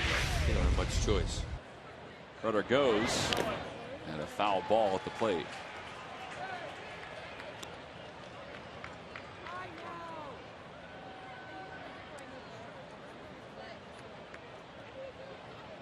I hit somebody back there, whether it hit Carlos or hit McClellan. They're trying to take a little bit of time. It might be for, I don't know. The way McClellan kicked the ball was almost like he was ticked off that it hit him.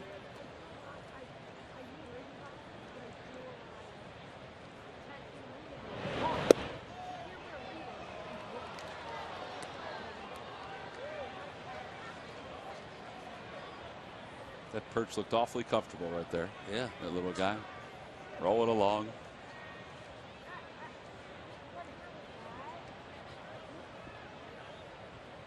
Two balls, 2 strikes the count.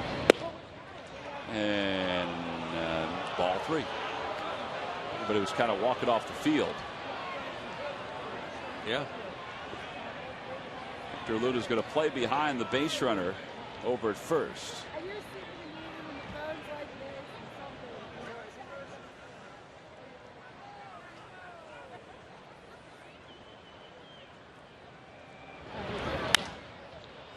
You know, it's been since September of 2010, the last time the Pirates scored 11 runs in a game.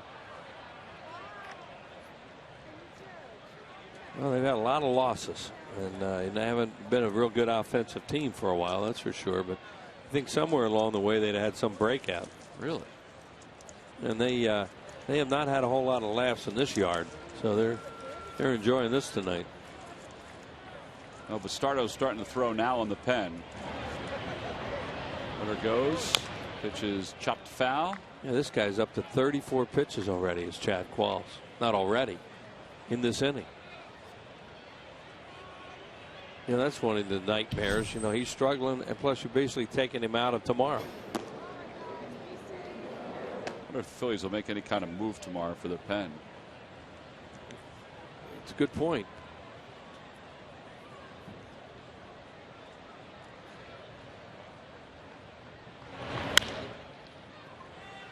Luda backs up on it. He'll take it to the bag. The inning is finally over. 7 men come to the plate. 3 more runs score. What was a 1-run deficit is now a 4-run deficit as we go to the bottom of the 8th inning. Pirates up 11-7.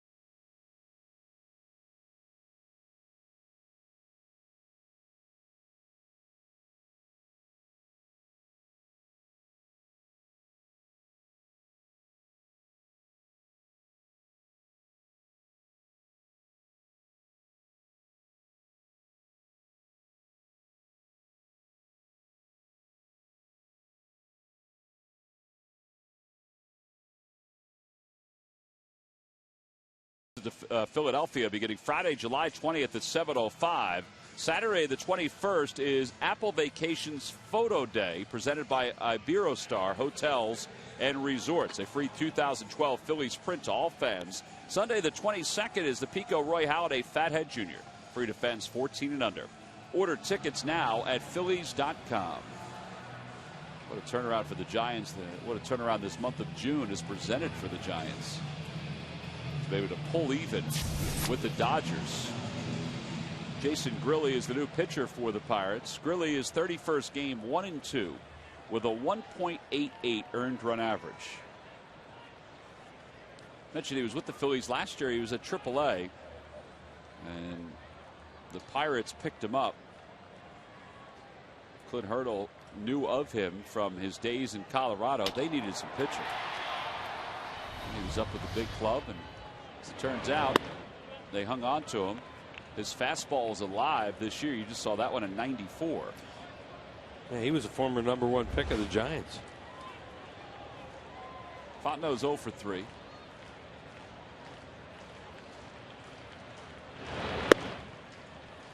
And 1 ball and 1 strike. All right, Phil's down 4. They scored 3 in the 8th. So there's no doubt they could do it here in the 7th, excuse me. No doubt they could do it here in the bottom of the 8th.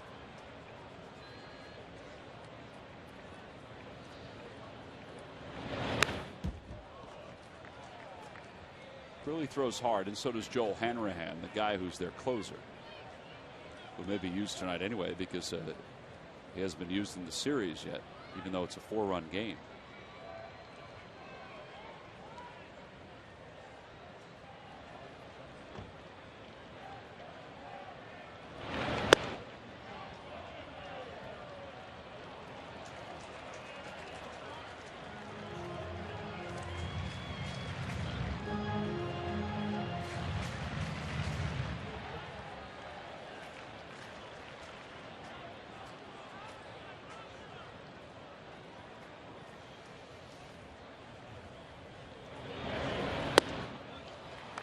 Every pitch he threw was 94 or 95. Well, this guy's got all fastballs. This guy's got some bullets. You know, after all the problems he's had throughout his career, and now all of a sudden he is firing. These are four-seamers. They look like they are high fastballs, and they've got a little hop on them too.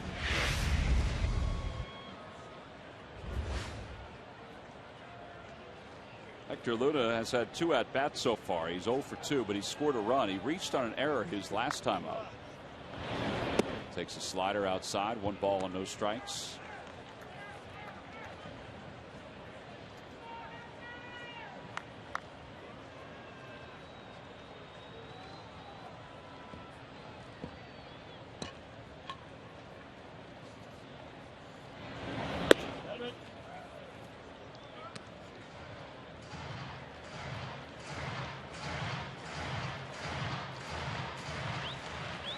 Still 5 outs to get. 4 runs.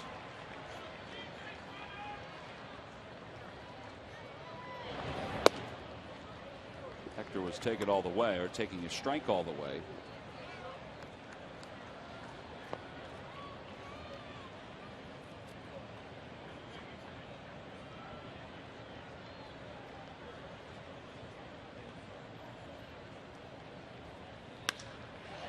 Slicing away from McCutchen, and he dives and he made the catch.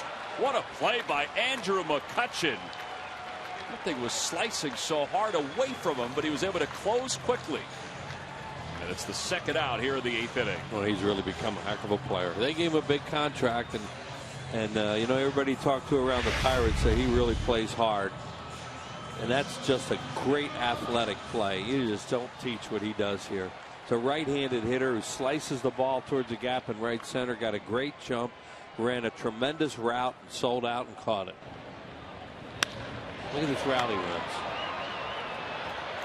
It's really good. That was a great shot too, to follow it the whole way. You could see how it was slicing away from him. Yeah, and that's knowing your position. That's a right-handed hitter, and when it goes off the bat that way, that's where it's headed. Jimmy Rollins sends one the other way toward left center field. Presley on the run, and it goes back to him. Slice right back to his glove. And the Phillies go down in order here in the 8th inning. Jason Grilli, 1, 2, 3 in the bottom of the 8th inning. Andrew McCutchen, well, he gave the Pirates a comfortable lead with a big swing, and now he just made a heck of a play in center.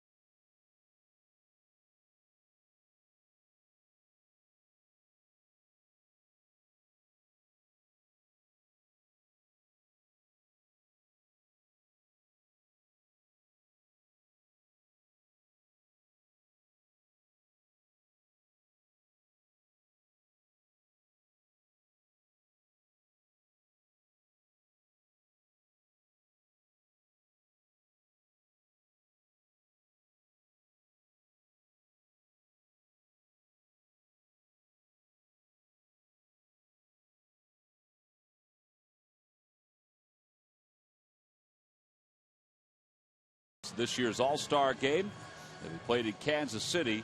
Fans could vote up to 25 times at Phillies.com. Again, help send Chooch, Hunter Pence, Shane Victorino, all the guys to this year's All-Star game in Kansas City. Voting ends tomorrow at 11:59 p.m. Eastern. Visit Phillies.com and cast your ballots. Antonio Bastardo on here in the 9th inning. 6 pitchers used today by the Phillies.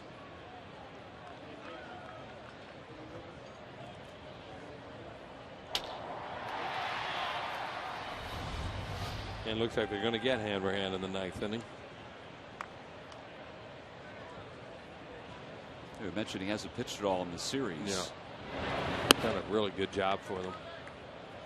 Pitched well for a lot of last year, and then many of the Pirates started to struggle as the season went along. 1 ball, no strikes to count to Jose Tabata. Bottom of the order due up for the Pirates. 1-1 the count.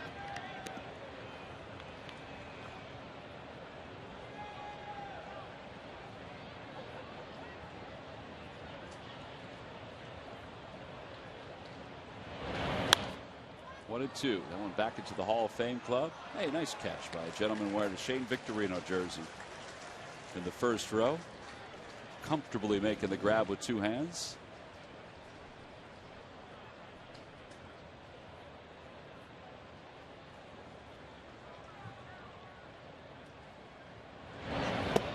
Checked his swing. Did he go? Yes, he did, says Tim McClellan. And there's the first out here in the 9th. Every time the Phillies retire the opposing team, 1, 2, 3. Most impressive of those tonight was Jake Diekman's scoreless 7th inning. Comcast will make a contribution to Phillies charities. Phillies baseball is brought to you by Xfinity, your home for the most live sports, giving you all your favorite sports all year long.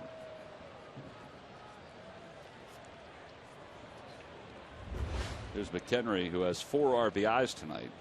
He's 2 for 3.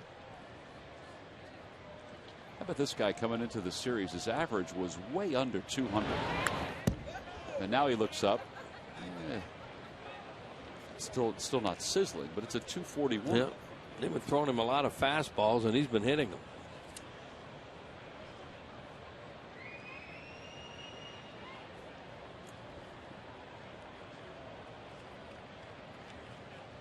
I mean, Braz hadn't gotten hurt in the first game. He may not have played that much. That's true. Fly ball shallow right, playable for Pence. And there are 2 outs now in the top of the 9th inning. And he even runs the ball out. The Toyota Major League scoreboard. Texas and Roy Oswalt on top of Detroit 11-5. Oswalt allowed 13 hits. I think that's a career high. Made 6 innings of work, but he's in line to get the win. He gave up a lot of hits his last time out, and pitched into the 7th inning right, last time and won the first game. It looks like he's going to have 2. I think he's still pitching too. Yeah, 44. Presley takes way inside, 1-0. I think they said his fastball topped out at 93, maybe 92 in his last outing, which, you know, is where he really was last year. Yeah. He would throw at 94 occasionally, but it was by no means was his average fastball anywhere near 94. Still some of those Roy Oswalt t-shirt jerseys lingering around the ballpark.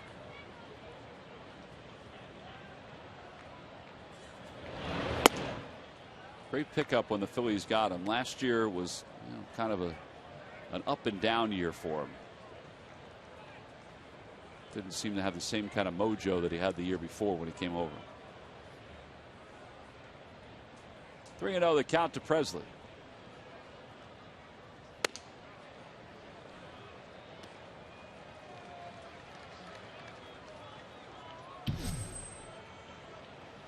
Here's Hanrahan. Started his career with the Dodgers. Been a starting pitcher in his career, and then he was with Washington.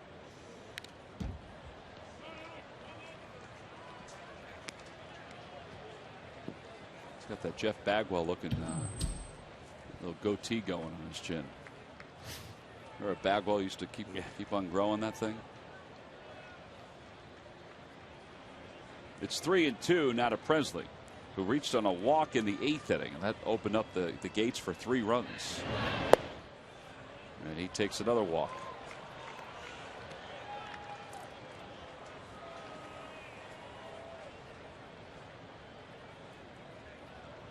It'll turn the lineup over here in the 9th inning, bring the top of the order up.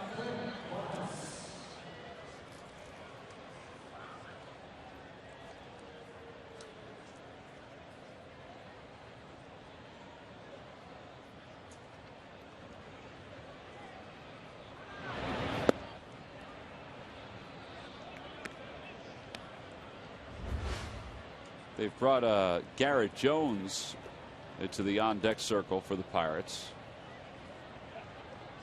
So he'll pitch hit if we get to that spot. Fly ball, shallow left center field. Victorino calls off Pierre. This should do it for the inning. It does. No runs, no hits.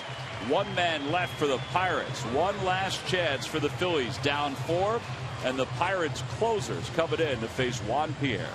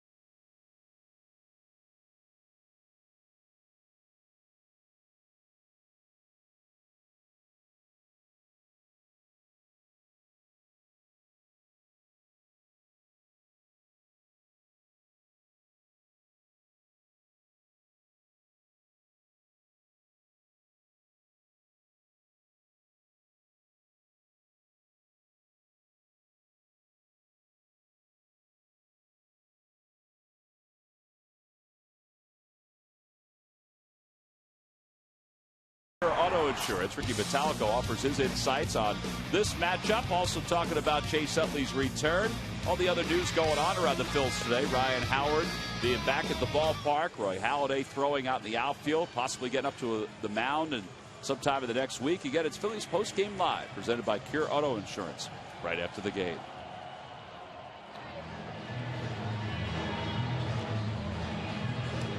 Bill Hanrahan will come on in a non-save situation. He has one more save than Jonathan Papelbon. 3-0 with a 2.25 earned run average. He's among the leaders in the National League. Papelbon with 18 saves. It'll be Pierre Utley and Carlos Ruiz. Chase has had a fruitful night offensively. He'll probably talk about that, seeing the ball well and all those other things, but he's also going to talk about his disdain for losing. This was a one-run game going into the top of the 8th inning, but the Pirates scored 3 runs to make it 11-7. So now in their final at bat, the Phils down by 4. And what they want from Hanrahan right now is a quick inning, because he's just in to get some work. And one of the things happens sometimes when a closer comes in a non-save situation, he struggles, throws a lot of pitches, and then it makes it a little tougher for his next outing when they need him in a save. So managers get caught in between with a guy like this. It needs work, and then they get too much. Pierre slices it toward left center, but closing in the alley is McCutchen, and he'll reel it in. 1 out.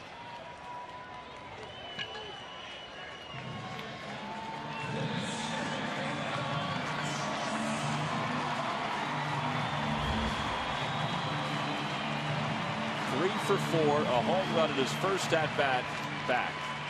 He had 1 3-hit game in his first 48 games last year. Again, he probably won't play tomorrow. Charlie Manuel said he won't, because he's playing 2 games on, 1 off, at least to start. Yeah, that's the way they're going to look at it, and then, you know, be honest with each other and just try to keep him as healthy as they can. And I think Chase Utley has learned his lesson. You know, and he plays so hard and he tries so hard and he wants to be in the game, but he also knows he maybe can't do that right now. Play every inning, every game the way he wants to.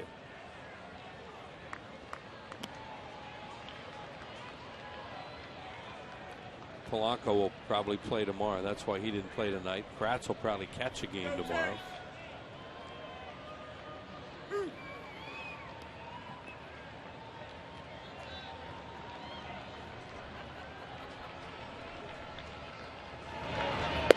Saw Brian Schneider today. He said he feels a lot better. He's got a big, not a big wrap. He's got a wrap on that ankle, the high ankle sprain, but he was walking. A lot of times guys have that high ankle sprain and they're not able to walk right away. But that was good to see. Yeah, 3 to 5 weeks. This will be a real test for Chase Utley right here. Catch up to this guy. And you're not catching up to that anyway, especially in that spot.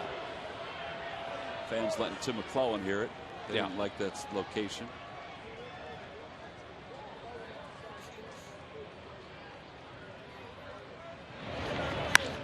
Center field. And McCutchen lingers back to put it away. It's another good swing though. He got it a fastball. That thing was 97. He hit it straight away. Very impressive night. In all phases of the game, defense, offensively, really swung the bat well.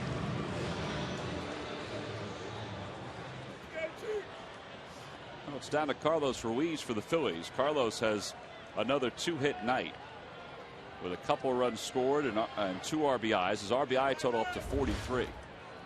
His batting average at 364. It's not going to hurt his cause for this year's All-Star game. He'll remain atop Major League Baseball in hitting.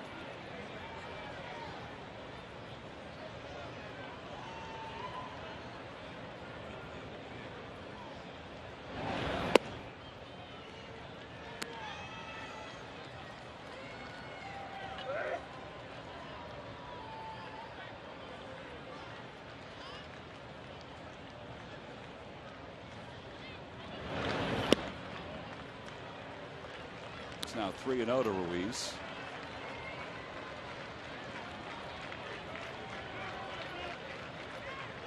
Hunter Pence on deck.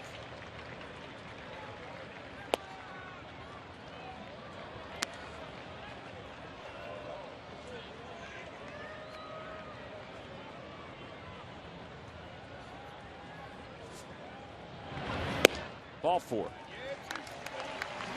On base percentage is sky high too for Carlos.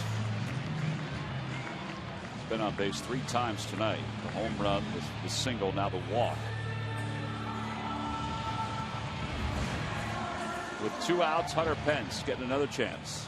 He came up in the 7th inning with 1st and 2nd and nobody out, and he struck out. Phillies couldn't get that extra runner over to 3rd and couldn't get that run in. It would have tied the game. Yeah, they really had a lot of momentum at that point. Still nobody out, a 1-run game, 1st and 2nd. And then, as we mentioned, you got to give Lincoln a lot of credit. He came in and really quieted it down and did a tremendous job for him. He won't get anything out of this, other than the admiration of his manager as far as stats go. But he was a turning point in the game for their staff.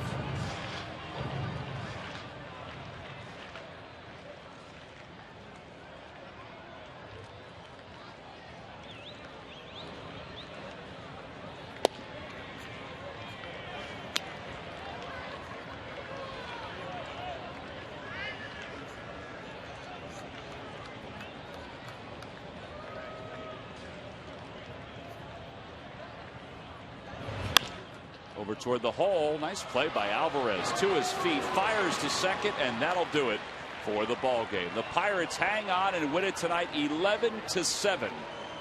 They spoil the return of Chase Utley, who really turned some heads with his effort tonight. 3 hits, including a home run.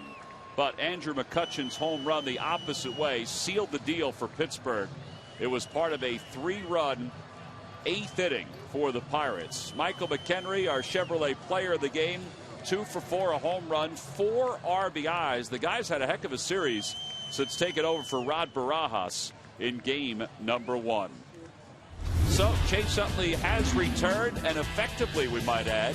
But the Pirates were effective with the long ball tonight. Wheels, here are W. Mason deliveries of the game. A lot of momentum in this game. Phillies with back-to-back homers in the 1st inning, including the one by Chase Utley, but then McHenry hits the 3-run home run on a 3-2 pitch with a pitcher on deck and 2 outs.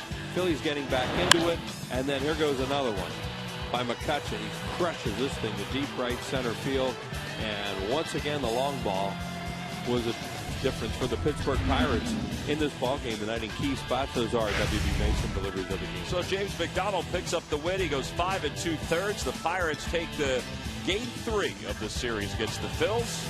We'll be back to wrap it up right after this.